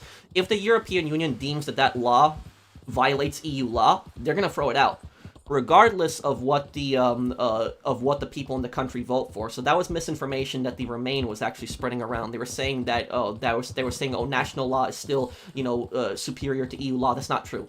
EU law always triumphs national law. That was always the thing. So that's what I'll say about it, is that yes, there was misinformation on both sides, but when they're making it seem like all the misinformation was just Remain, or Leave, and there was no misinformation coming from Remain, that's just not true.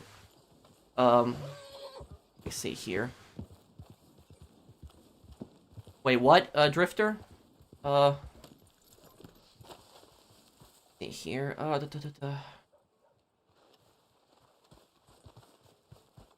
Professional, is there a specific order to play Sleeping Dogs? Have a great new year. Specific order to play Sleeping Dogs? What do you mean specific order? There's only one Sleeping Dogs game. What I would say is that the best way to play Sleeping Dogs is make sure you do a lot of the activities before you move up in the story, because you'll get different apartments. And when you go in that marketplace where Wei gets his first apartment, if you go through the marketplace, there's a lot of stuff that you can actually buy to your apartment that you can add on there. Thank you, Frankie. By the way, Pro, for Saints Row and Red Dead Online, I'll let you add all the extra dialogue if you want, so you can preach all you want. I respect your love and passion for these games. Thank you, Blinded Eagle. Thank you for the super chat. Thanks, man. And we will work on that sometime in January. I'm just really busy at the moment, man. Bro, I've changed my card so it paused my channel membership. It should be back up in a week. It's okay, Locke. You don't have to explain that to me. I fully understand. And don't feel like you need to be a channel member for me to read your comments or, you know, talk to you, Locke, or even play with you. I always appreciate any support, but I don't want people to feel like they have to donate to me or they have to be a member. I don't want people to feel pressured into that. What the devil?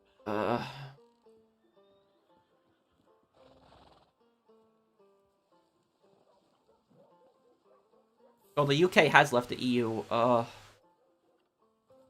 my God, no.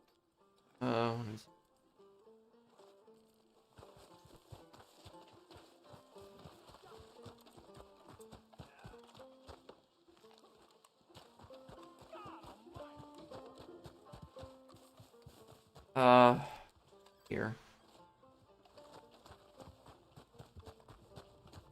Well, NBA, what I will add on to your point is,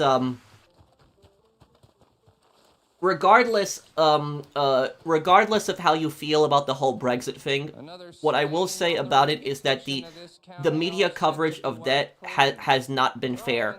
Because if you look at the BBC and you compare it, if you watch the BBC, which is they're supposed to be a neutral, channel, their government channel, the BBC gave pro-Remain people 70% of, I think it was like 70% of the time, where they only gave like Leave guests, I think it was like 30%. Oh, my horse is glitching. So that's what I say, is when people say the BBC's not biased, it's not true. Here, player bounty? What player bounty here?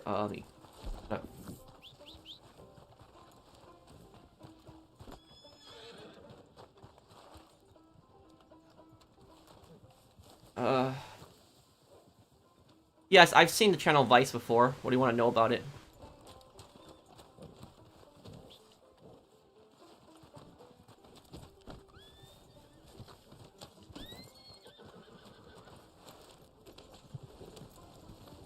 What happened if the US had no government? Will there be anarchy?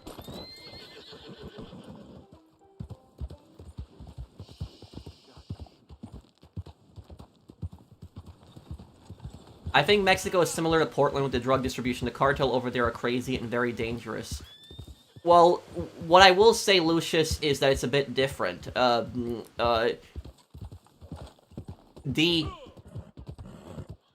The drugs problem that happens in Mexico, for example, a lot of the drug problems in Mexico, all that stuff is illegal. They're not allowed to do a lot of that stuff, but it's because of corruption. It's because of corruption and poverty that a lot of that stuff happens, like with the cartels in Mexico.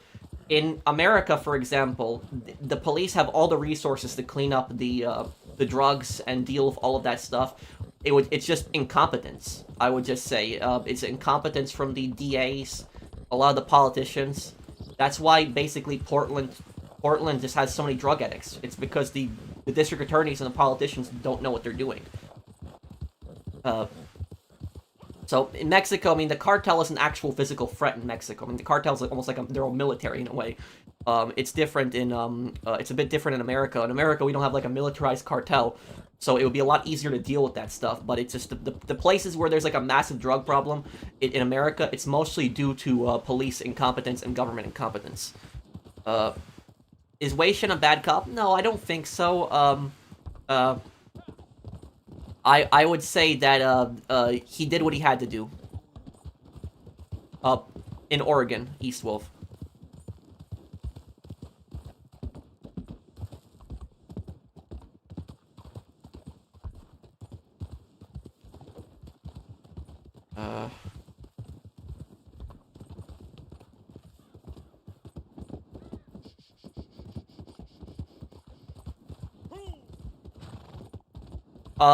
I don't think so, NBA. My cousin just hates politics in general. The only thing that I know about him is that he just voted to, he voted to leave.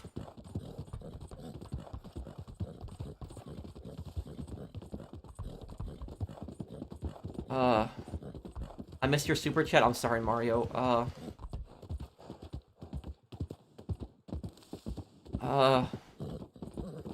Well, I'm not gonna get more into that, Mario, because that's just more politics there. But thank you for the super chat. But what I will say is that people make excuses a lot. That's what I will say.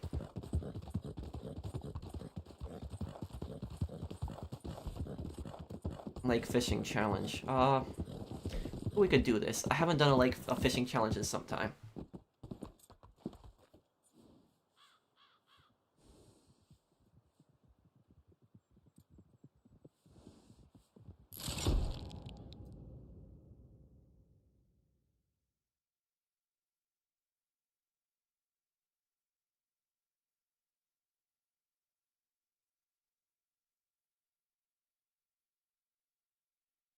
Do I feel bad for the Florida Joker man? No, not at all.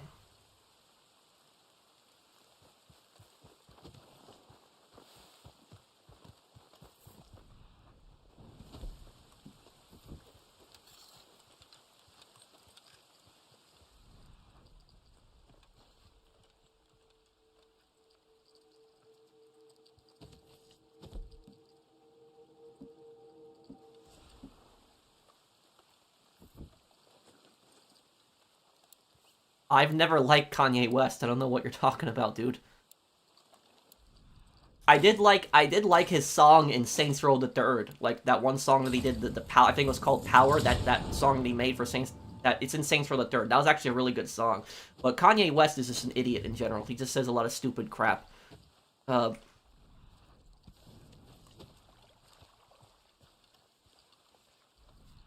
I think that Kanye West also has some severe mental problems as well. That's what I would say about him. What part of the UK is your cousin from? I don't know. I know that he lives somewhere near Manchester, so I don't know where that is. He doesn't live in Manchester, but he lives somewhere near it. I don't know what part that would be, but...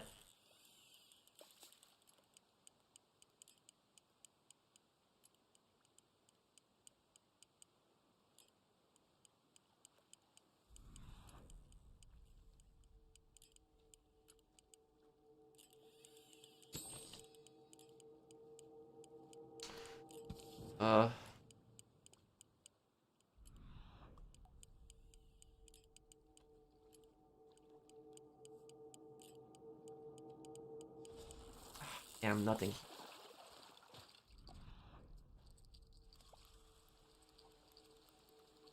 This is the problem with the fishing challenge, is trying to find the right spot to fish in.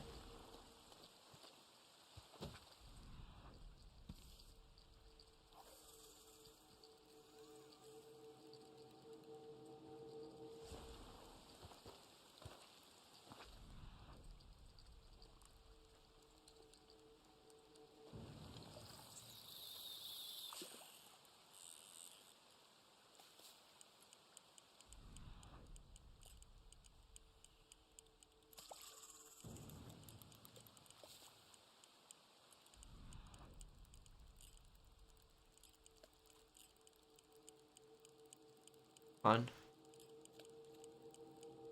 Damn. Gotta get better at this. I actually like the fishing event, believe it or not. Fuck.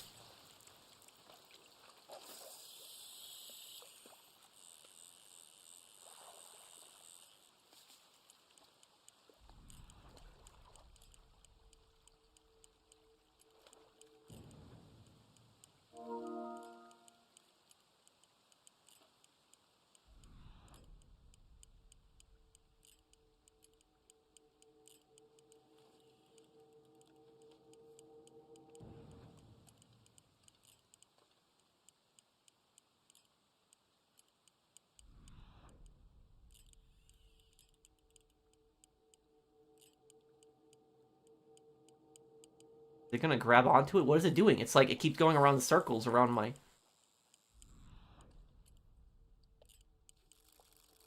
Oh, come on.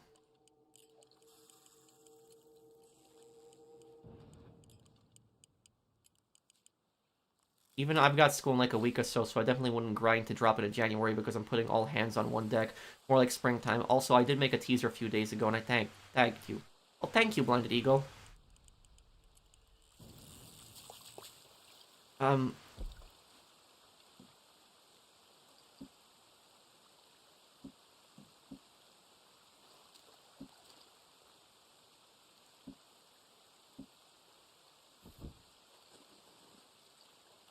Thank you, man. Okay,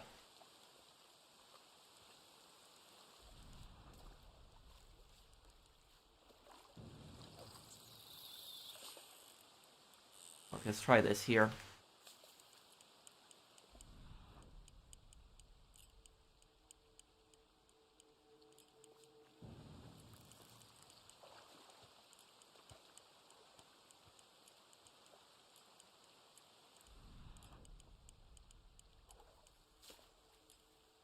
Come on, is this like glitched or something? Thank you, Austin, for the sponsoring my channel.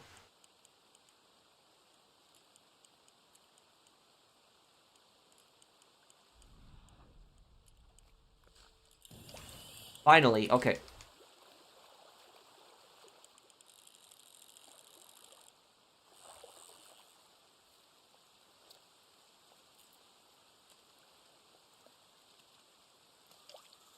My god, only 1 pound.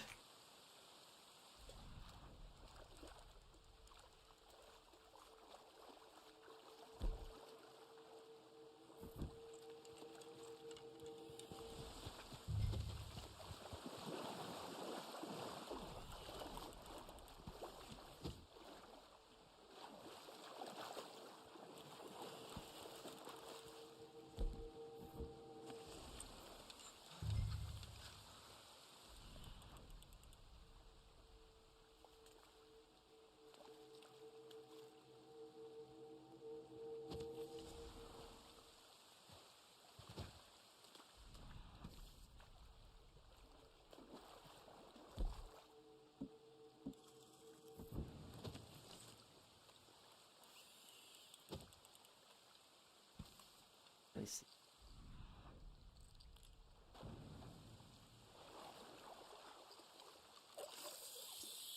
See if this works. Hopefully it does.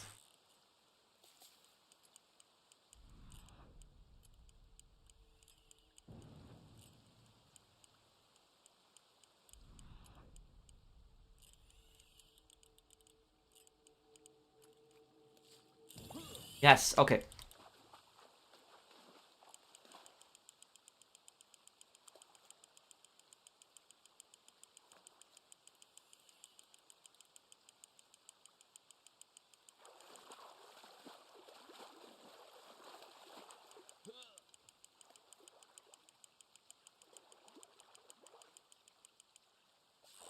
There we go. Now we got something.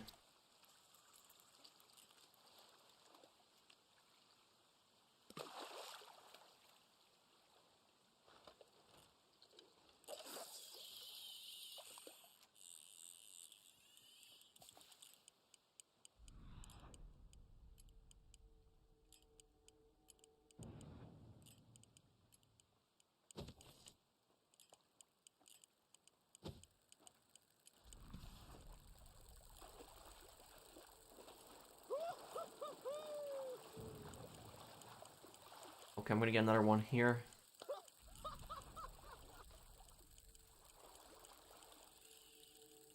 The trick is trying to find a good spot to start in. That's the trick in fishing.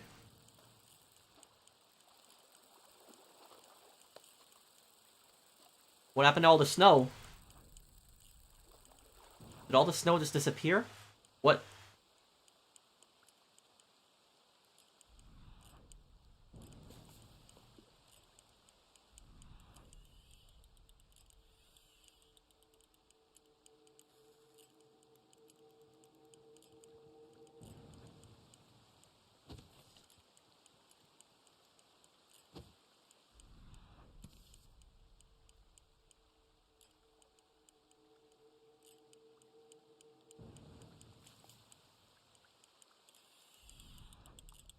I don't know. What happened to all the snow?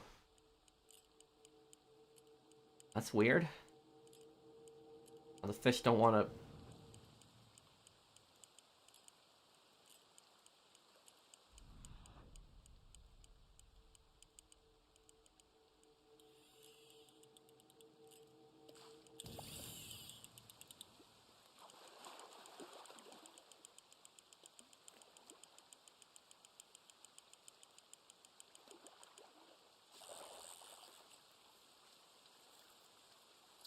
I'm not sure, Hesh.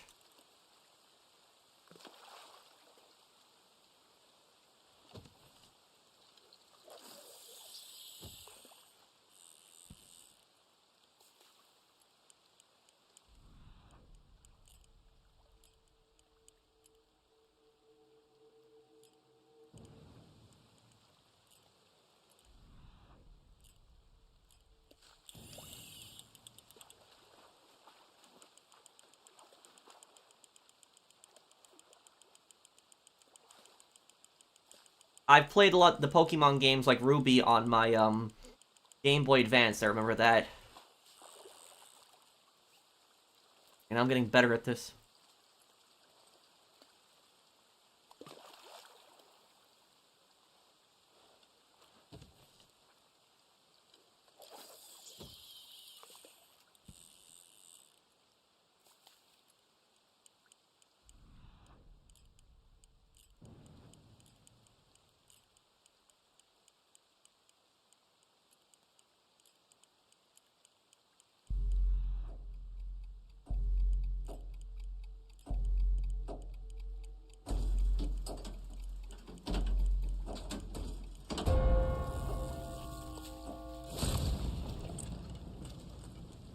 Okay, I tried.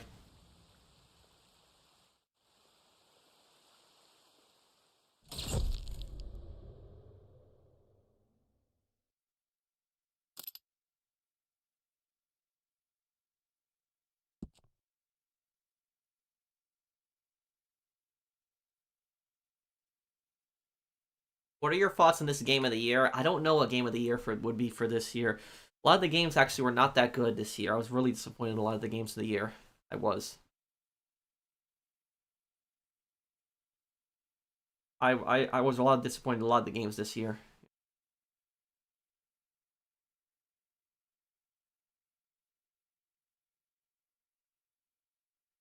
Thank you, Lucius, for that super chat earlier. Oh, and thank you. Did I know there was Bully on Nintendo Wii? Thank you, Sleep Punch Man. No, I did not know that.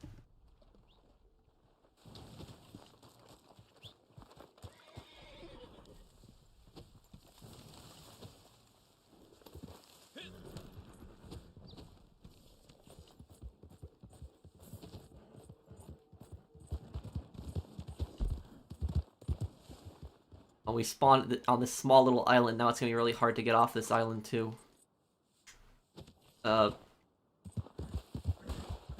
There's no more snow. Look, the snow's gone.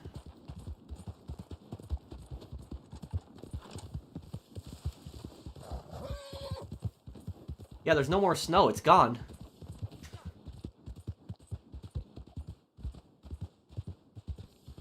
Crackphone Virtual Magazine. Thank you for the super chat.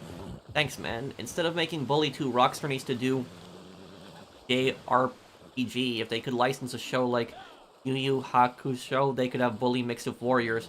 Yukuze would be a great Rockstar protagonist too. What is that? Yu Yu Hakusho? Thank you, Trackphone. Oh, did the snow just come back? It's back. Oh, it's an anime. Oh.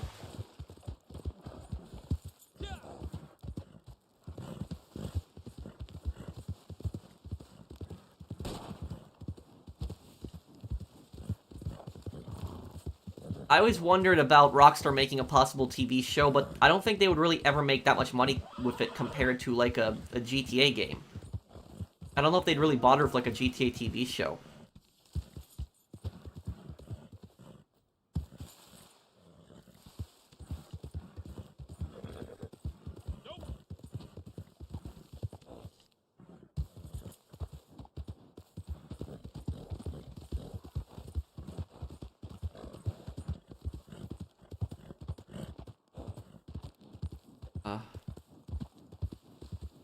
But speaking of which, Trackphone, I'm gonna be playing the great, what is it called? The, Apollo Ace Attorney trilogy. I'm gonna be playing that.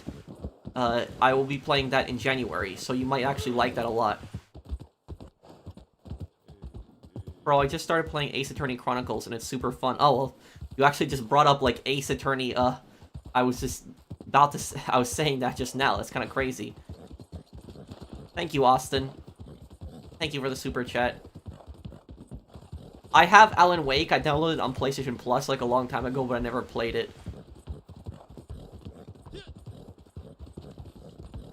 I've ever seen that one World War I soldier who's shown a uniform and a hat and experienced shell shock.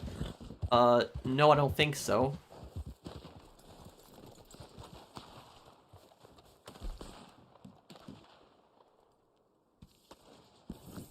What country would I live in besides the US?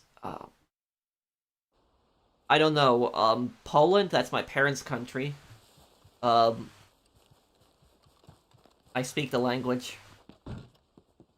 If there was one country that I think I could... One country that I think I'd like to live in, if I understood the language, maybe Switzerland.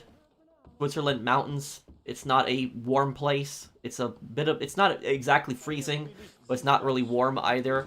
Very low taxes in Switzerland, very, you know, really high, yeah, high living standards, yeah.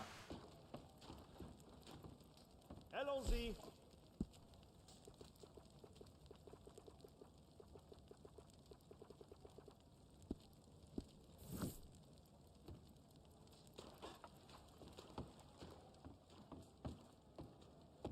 How do you spot propaganda? Propaganda is designed to make you think a certain way. If somebody is showing you something and getting you to think a certain way specifically, it could be propaganda.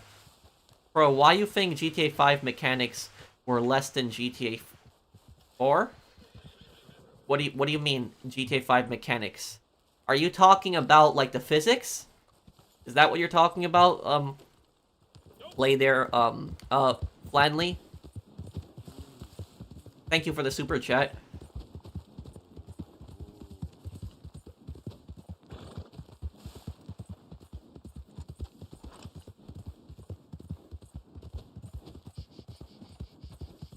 The physics in GTA 4 were just so much better. I actually watched a video about it today.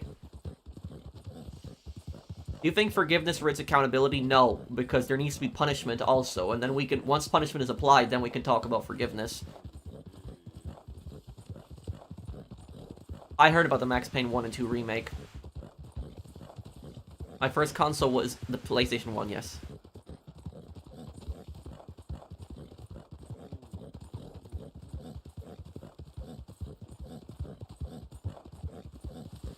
Maybe, Marco, maybe I should have released the Modern Warfare 3 review first, but I got so buried in so many things that I was doing that I just never got around to it. Yeah, I have heard that from people before, NBA.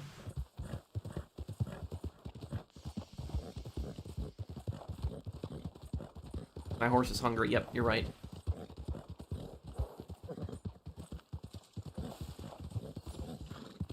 You didn't told me about the super chat? Wait, what, Chef?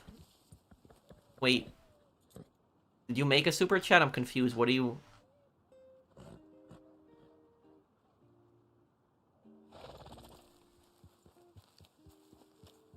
Wait, what are you talking about, Chef?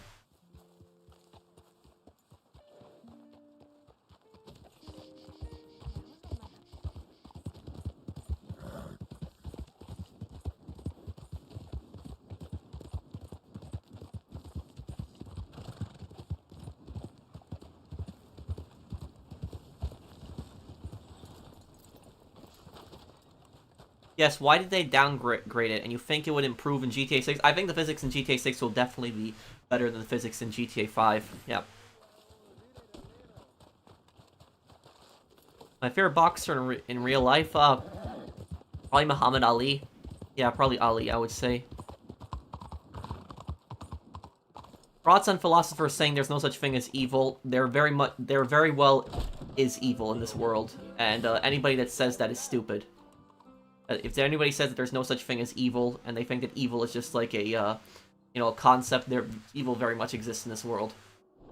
Because it does not matter what country you're from, what culture you have. Generally, people can agree on what is evil. When you see absolute cruelty, you just see somebody that has no conscience, no morals whatsoever, and just does such horrible things to other people. Pretty much everywhere around the world, people can agree that's evil behavior.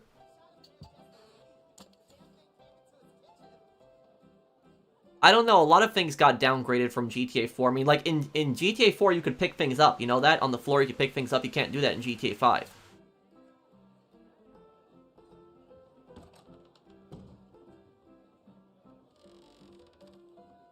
Do you think people are born evil, or is it learned, or a bit of both? I think there are people who are... I think there are people who are born that are more likely to be evil. But I think it's ultimately something that somebody becomes on their own. Because, for example, we associate, you know, psychopaths. Psychopaths are most of the time associated with evil.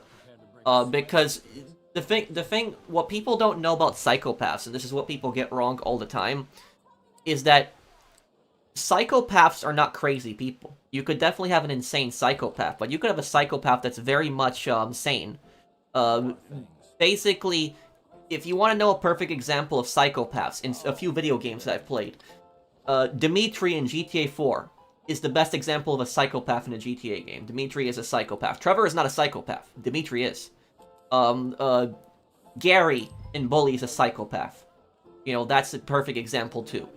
I'm trying to think of any other psychopath characters that I could name. Micah in Red Dead Redemption 2 is a psychopath. Now, why is Micah and Dimitri and Gary a psychopath and Trevor isn't? Lynch is not a psychopath. Lynch has just schizophrenia and a bunch of other things in Kane and Lynch. The main reason why Lynch, and here's the thing. The main reason why Lynch in Kane and Lynch is not a psychopath, and the main reason why Trevor is not a psychopath in GTA, is because psychopaths have no empathy. Empathy means having feelings for others, besides yourself. So, psychopaths don't love anyone. There's no one they can love. Psychopaths don't even love their parents. There is not one person that a psychopath loves. Nobody. And, so, think about that. There are people that Trevor cares about. There are people that he likes. That he actually considers his friends. A psychopath is only primarily interested in their self-interest. What's in it for them? They're very self-centered people a lot of times. So, it's psychopaths, it's only about themselves. It's nobody, like, think about that. Gary in Bully, Dimitri in GTA 4, and Micah in Red Dead Redemption 2. What do all three of those characters have in common? There's no empathy. Nothing. They have no feelings for anybody else. Does Micah care about anyone? No. Does Dimitri care about anyone? No. Does Gary care about anybody in Bully? No. So that's basically what a psychopath is. It's somebody that does not have empathy for others. They have no sense of a conscience. The thing about that is the vast majority of people on this planet, there are two things that stop the vast majority of people from committing crimes. Most of us. The reason most of us don't commit crimes is for two reasons. One, the punishment. We're gonna get punished for it. But two, because we understand from a moral perspective that it's wrong. You know, murdering somebody is wrong. We understand that from a moral perspective. That's a horrible thing to do to somebody, killing somebody else. We would not want that on our conscience. Most people would not want that on their conscience. A psychopath, the only thing that keeps them from doing bad things is they don't have a conscience. They don't have that voice in their head that tells them that something's a bad thing. The only thing that psychopaths have is fear of punishment. They're just scared of being punished. That's pretty much what it is they're only scared of consequences. Other people, they have consequences and they have their conscience. But psychopaths have no conscience. So, here's what people don't know. And this is when I tell people this, people get really freaked out by this when I tell them this. But psychopaths, the reason that they're psychopaths actually is not their fault. Because psychopaths, in a way, technically are victims. Not justifying any of the horrible things they do, but psychopaths are born that way. That's what people don't know about them, is nobody becomes a psychopath. People are born psychopaths. People become sociopaths. Sociopaths, that's what most criminals are. People learn that behavior, they become sociopaths over time. But somebody is born a psychopath. It's because there's this one part in your brain that basically controls empathy. It's you having empathy for others, feelings for others. Psychopaths are born without that. So when a psychopath is born, they don't have that part of their brain that controls empathy. That's missing from their brain. And so they're unable to feel love. They don't know what love is. They're not able to feel that. And because of that, they don't care about anybody else, because they don't know what it is. A psychopath cannot love anybody. They can't have feelings for anybody. Lorne Malvo from Fargo is a psychopath. Yes, Lorne Malvo from Fargo is a psychopath. And so the guy from No Country for Old Men, he's the hitman with the shotgun. He's also a psychopath. So that's what it is that the percentage of psychopaths in society is like very low. I think it's only like 1 to 2%. But every time somebody is born, there's like a small possibility that they could be born a psychopath. It's a very, very small possibility. And there is nothing that you can do to ever have them have empathy. They will never have empathy. They will never have love for anybody. There's nothing that you can do for it. Nothing. The only thing that you can do for psychopaths is you can teach them to try to behave like, you know, normal people. But you will never be able to get them to love anybody. So the thing about that is, can psychopaths change? Yes and no. A psychopath can live their life without ever killing anybody, doing anything horrible, without ever committing any kind of crime. But are they ever going to love anybody? Are they ever going to care for anybody? No. Never. It's never going to happen. Not. So, I'm getting good cards, but I got terrible, but they're just getting better hands than me. So, a psychopath can learn to control themselves. They can learn what's bad. Are animals psychopaths? No. Because animals do not have a sense of what's right and what's wrong. Most animals. So, no, I would not put animals as psychopaths. But that's basically yeah. So you can teach a psychopath to behave normally, live a productive life, and they will never hurt anybody ever. But doesn't mean that they're gonna care for anybody. And here's what I'll tell you is, if you want a perfect example of how a psychopath's brain works, if a psychopath, if their parent dies, like let's say that their mom or dad dies, right? And that psychopath's mom or dad was caring. They didn't abuse them. They treated them always best. They always bought them gifts. They always showed them love, support. If a psychopath's parents dies, it depends on the psychopath. But generally, a lot of psychopaths, what they'll do is they'll basically think like, oh great, my mom or dad is dead. Who's going to take care of me now? That's basically what their reaction will be. It won't be them crying their eyes out that their parent is dead. It'll just be like, oh great, now who's going to take care of me? No one's going to be able to take care of me. It's just basically thinking about themselves first. It's just not thinking that they just lost a parent. It's just basically thinking about themselves. That's what it is. Now, the closest thing that a psychopath might feel to any kind of emotion is that they might miss somebody. They might prefer somebody to be alive, but they're not going to cry over somebody. But make no mistake, psychopaths can cry. They can, but they can't cry for others. They can only cry for themselves. So, basically, if a psychopath has their feelings hurt, or if they're facing some kind of punishment or something like that, they'll cry for themselves. But they will never cry for anybody else. They will never feel emotion for anybody else. They just won't. Are serial killers considered psychopaths? Some, perhaps. But most serial killers are serial killers because they come from very dysfunctional family, homes. Very bad family homes.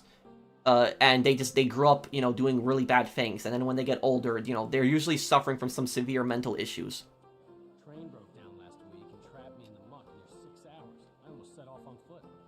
What about pets?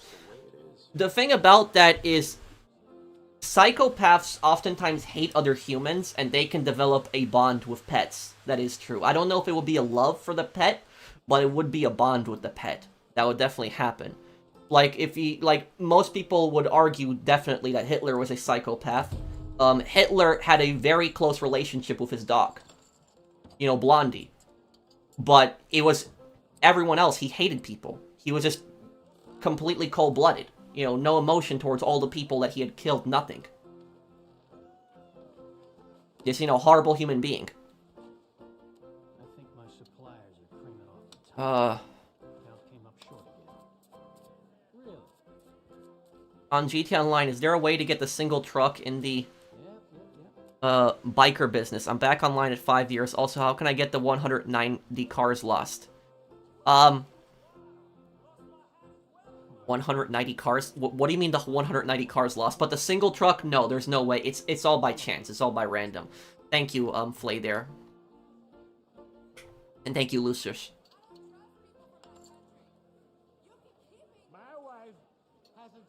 No, I haven't, Blinded Eagle. Is Todd on Breaking Bad a psychopath? Yes, he is. He is very much a psychopath. I haven't watched Breaking Bad fully, but I know the character that you're talking about. He's that, yes. He's that young guy that his uncle is like some leader of some neo-Nazi gang, right? That guy. Todd is definitely a psychopath. What he did with that child when he just shoots that child. That just saw what they did. Just instant shooting. Mike was horrified by that. Jesse was horrified by that. Walt was kind of like, eh. But Walt, Walt wouldn't even do that. So yes, I would say Todd was a psychopath. Is Hector Salamanca a psychopath? No. Hector is not a psychopath. Hector is a sociopath. There's a difference. The reason that Hector is not a psychopath is because he loves his family. That's why. Hector is going to kill everybody that's outside his family, but he loves his family. A psychopath is not going to love their family. That's the difference.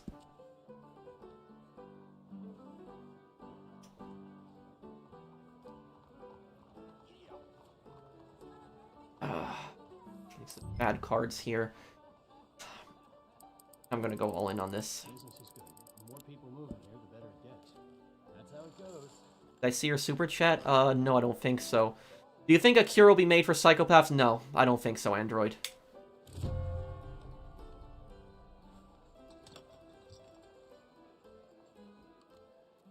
And to answer your question, NBA, it's so crazy that you're 46. I'm not 46, I'm 29.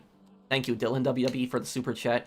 To answer your question on philosophy degrees. Are philosophy degrees useless? They can be.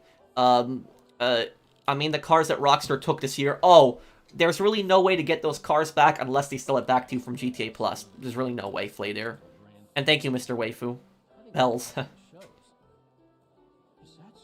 My favorite character of all time. Thank you, Lieutenant Touchdown. It's been some time. I remember you.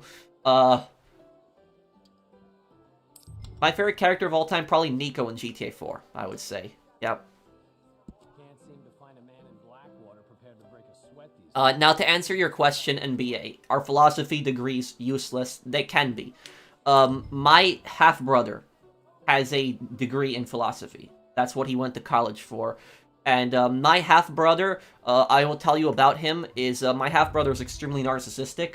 You know, he thinks that the world revolves around him. And he went to college, he got a philosophy degree, and then all he did was he just complained nonstop. I can't get a job. I can't get a job anywhere. Nobody wants to hire me. It's like, you went to college for philosophy. You know, I'm not saying that philosophy is useless, but, you know, unless you want to be a writer, or you want to work on documentaries, or be like a teacher, I don't see who's going to hire you for philosophy. I mean, that's like, it's not like you have people looking around for like people with philosophy degrees for jobs.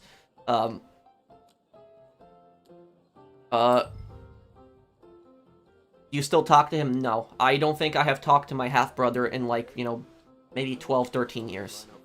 You can still buy removed cars from other players in the LS car meet as well as the other two dealerships. Oh, you're right, Mario. Okay, so Flay, if you're still here, Mario's right.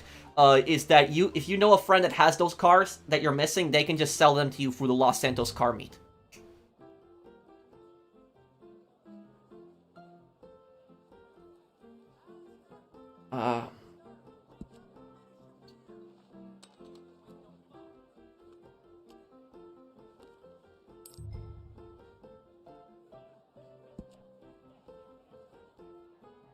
Is it me or does snow make no sense in California? Well, there are parts of California that snows in.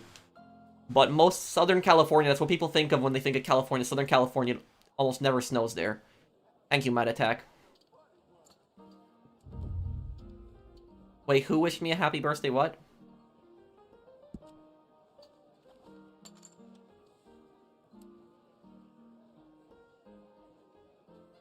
Makarov didn't care for Zakhaev on a personal level, but he idolized him and viewed him as a man who got things done. Thank you, Own Titan.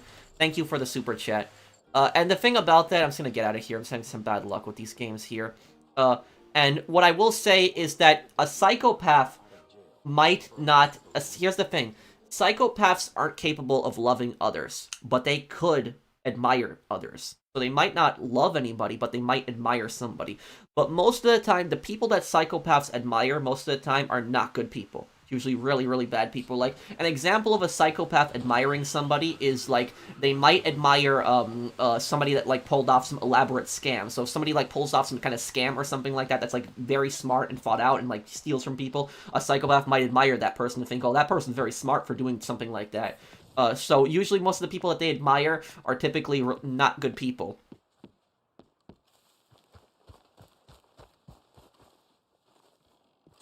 Well, we don't know anything about Lucia's personality, JBK.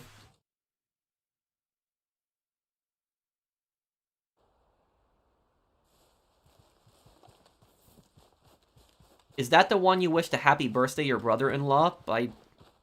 I don't have a brother-in-law, but I have a half-brother. But who did I wish happy birthday to? When? What happened? I'm confused right now.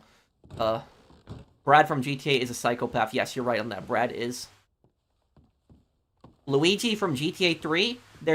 We can't say for certain because Luigi barely appears in GTA 3. So the governor in The Walking Dead is a psychopath. Yes.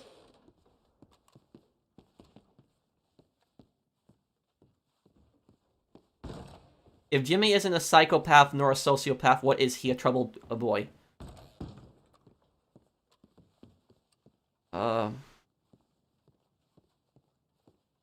Is Hyman Roth a psychopath? To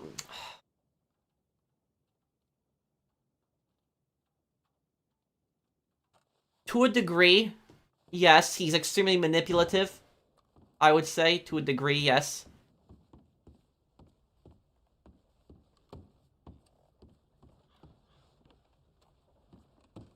You said your half-brother has a philosophy degree and that you won, and that the one you wished a happy birthday to and you didn't, and he didn't wish you back. Yes.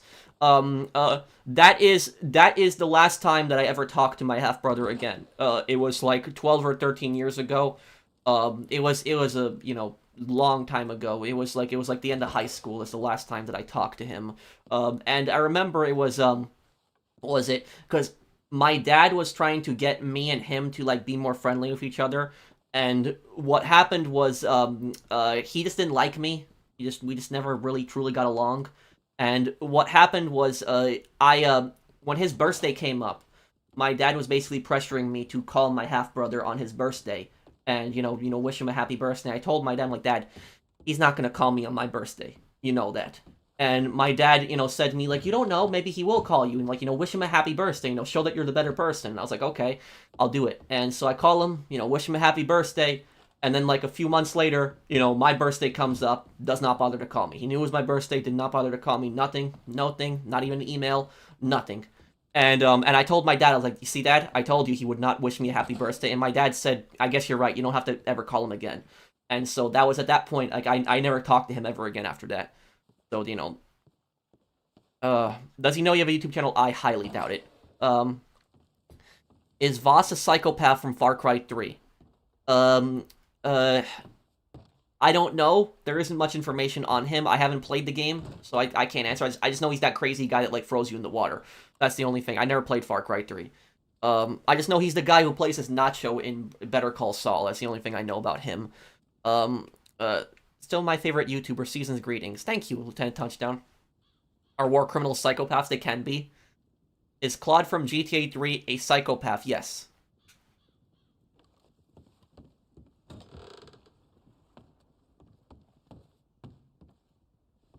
I'm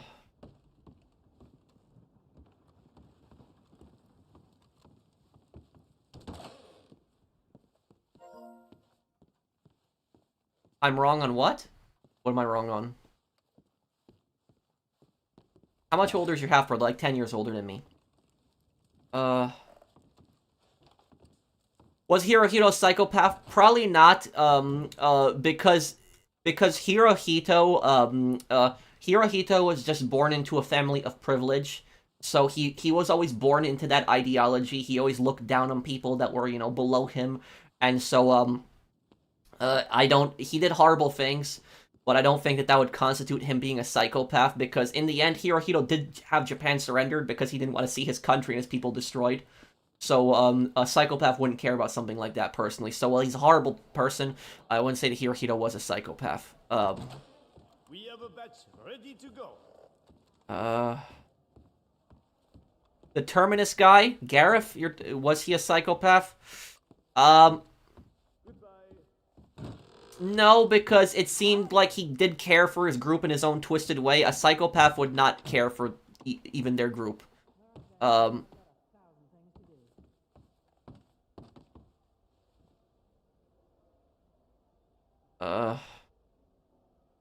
what did you say, Phoenix? What was I wrong on? The professional psychopath? No, I feel empathy for others. I'm not a psychopath. Didn't Robert E. Lee also surrender when he realized he had no chance of winning? Yes. I posted it? Let me look.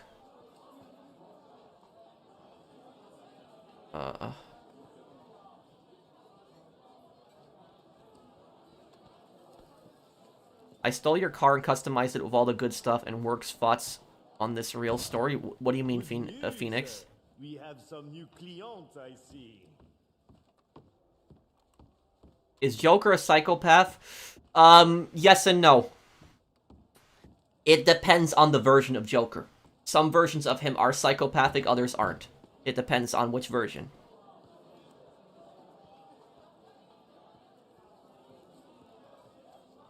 Uh...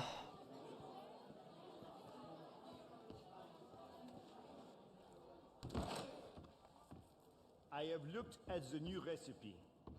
It is like one of my father's. Chef Snows about his super chat. Wait, what's wrong, Chef Snows?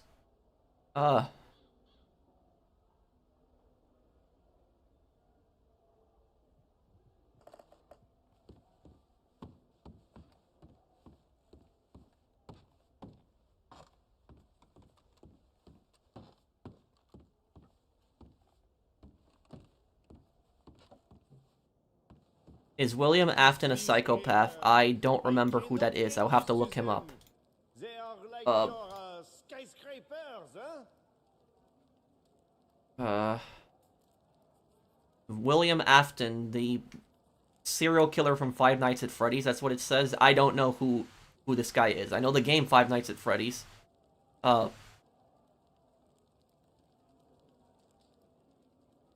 I would have to read more into this guy, so I can't give you a complete answer.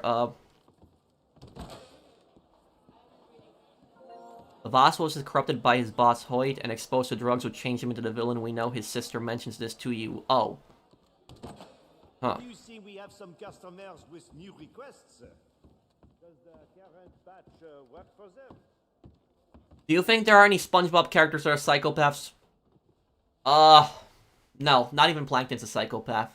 Because Plankton at least cares for Karen. So no, Plankton is not one. So, like, a lot of you guys are asking me, is this character a psychopath or is this character not a psychopath? The easiest way to tell whether a character is a psychopath or not, easiest way to tell, do they care about anybody? Is there anybody that they love? Is there anybody they love, they care about? Like, care, and when I say care, I'm talking about somebody that they consider like a true friend. And the person can be a bad person. It doesn't... psychopath, it's just... They could be a bad person, or they could be a good person. So even bad people have people that they love, people that they care about.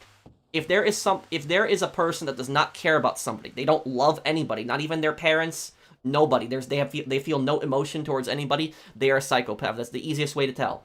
It's just, if they have no empathy towards anyone, no emotion towards anyone, just think about Dimitri, like in GTA 4. Like, most of you guys know me from my GTA 4, my GTA videos.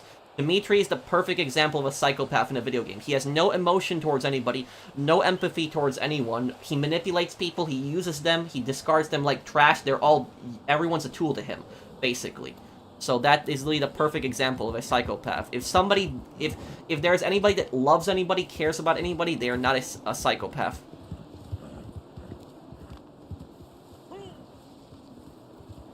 Is Amon Goth from Schindler's List movie a psychopath? Yes. That guy has no emotion, no care towards anyone. Is X a psychopath? Do they care for other people other than themselves? No, then yes. Do they share love for others? Yes, then no. Yes, Chaz, you answered it good. Thank you, Chaz. And thank you, you've been one of my longest members ever, and thank you for helping me to moderate my chat, Chaz. Five Nights at Freddy's playthrough when? I can maybe do it one day. Maybe I'll do it next Halloween. I always like to do a horror game on Halloween. Thank you, Mad Attack, also. And thank you, let me see here. Eric. Tony Soprano was a sociopath because he cared about his family and animals, but he had no problem killing people. Anyone outside his family, he, didn't care about.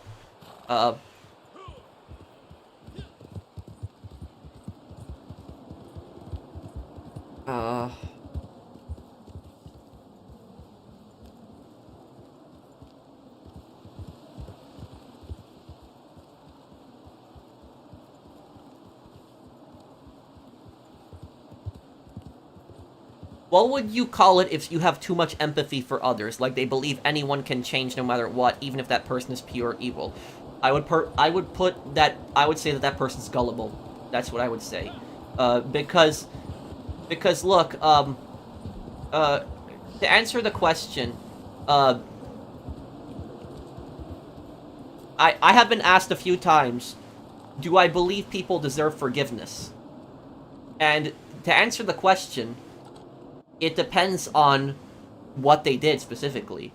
Because not everyone deserves forgiveness. Not everyone deserves a second chance. It depends on what they did. I mean, if somebody stole from somebody versus somebody who murdered somebody, I think there's a big difference between, you know, who deserves a second chance and who doesn't. And they need to prove that they deserve a second chance. Because the thing about this is, there are really evil people out there. Like, really bad people. And these people, what I will say about them, these people are so evil that they either deserve the death penalty or they should never get out of prison. Because there are some really evil people out there that will just keep doing horrible things and they will never change. No matter what. Nothing will ever change them. And these people deserve to be in prison. They deserve to be in prison for the rest of their lives. They do not deserve a second chance. Either death penalty or put them in prison for the rest of their life. Next Medal of Honor, it will be out possibly tomorrow. I just been busy with so much stuff, Antonio, but I'm gonna get back on it. I'm sorry I haven't had a part out for some time. But I'm not forgetting about Medal of Honor Pacific Assault, don't worry.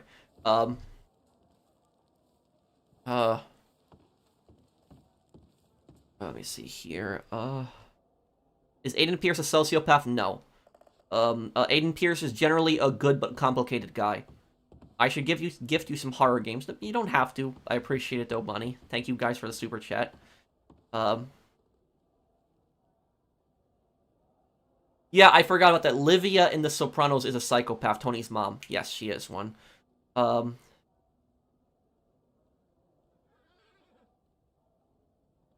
You know what the difference is between female and male psychopaths, though? The difference between them is that, when people think of psychopaths, they typically think of a man. When they typically think. But women can be psychopaths as well, too. The difference between men and women psychopaths is that male psychopaths tend to be physically more aggressive. Where women psychopaths are more manipulative. So women psychopaths are just much more manipulative. They'll manipulate people. Where male psychopaths are just much more aggressive physically.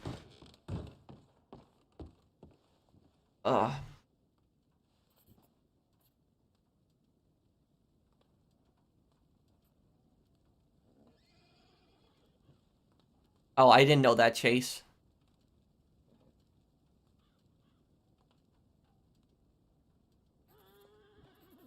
He could be, well, no, actually, Ralph isn't, because he does care about his kids. What is the worst game you've ever played? Well, if I had played it, it would have been the day before, but I didn't play it because you guys told me not to play the day before. The worst game I've ever played before is probably, this game called Brink. But, the worst game that I have played on this channel, the worst game I've ever played on this channel is Saints Row. And when I say Saints Row, I'm talking about the reboot.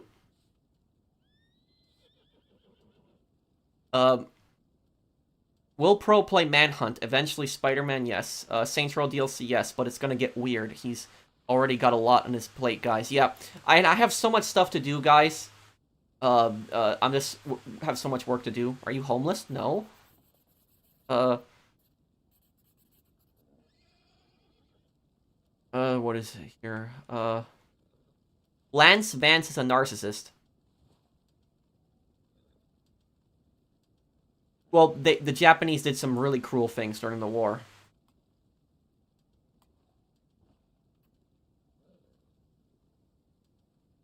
Do you need something? The story in Brink wasn't bad, but the execution of the gameplay was really bad.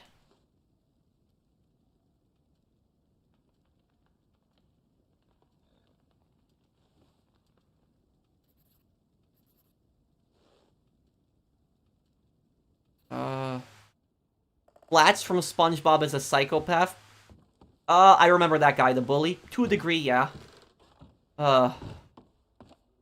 Even his dad was scared of him. Yep, that's...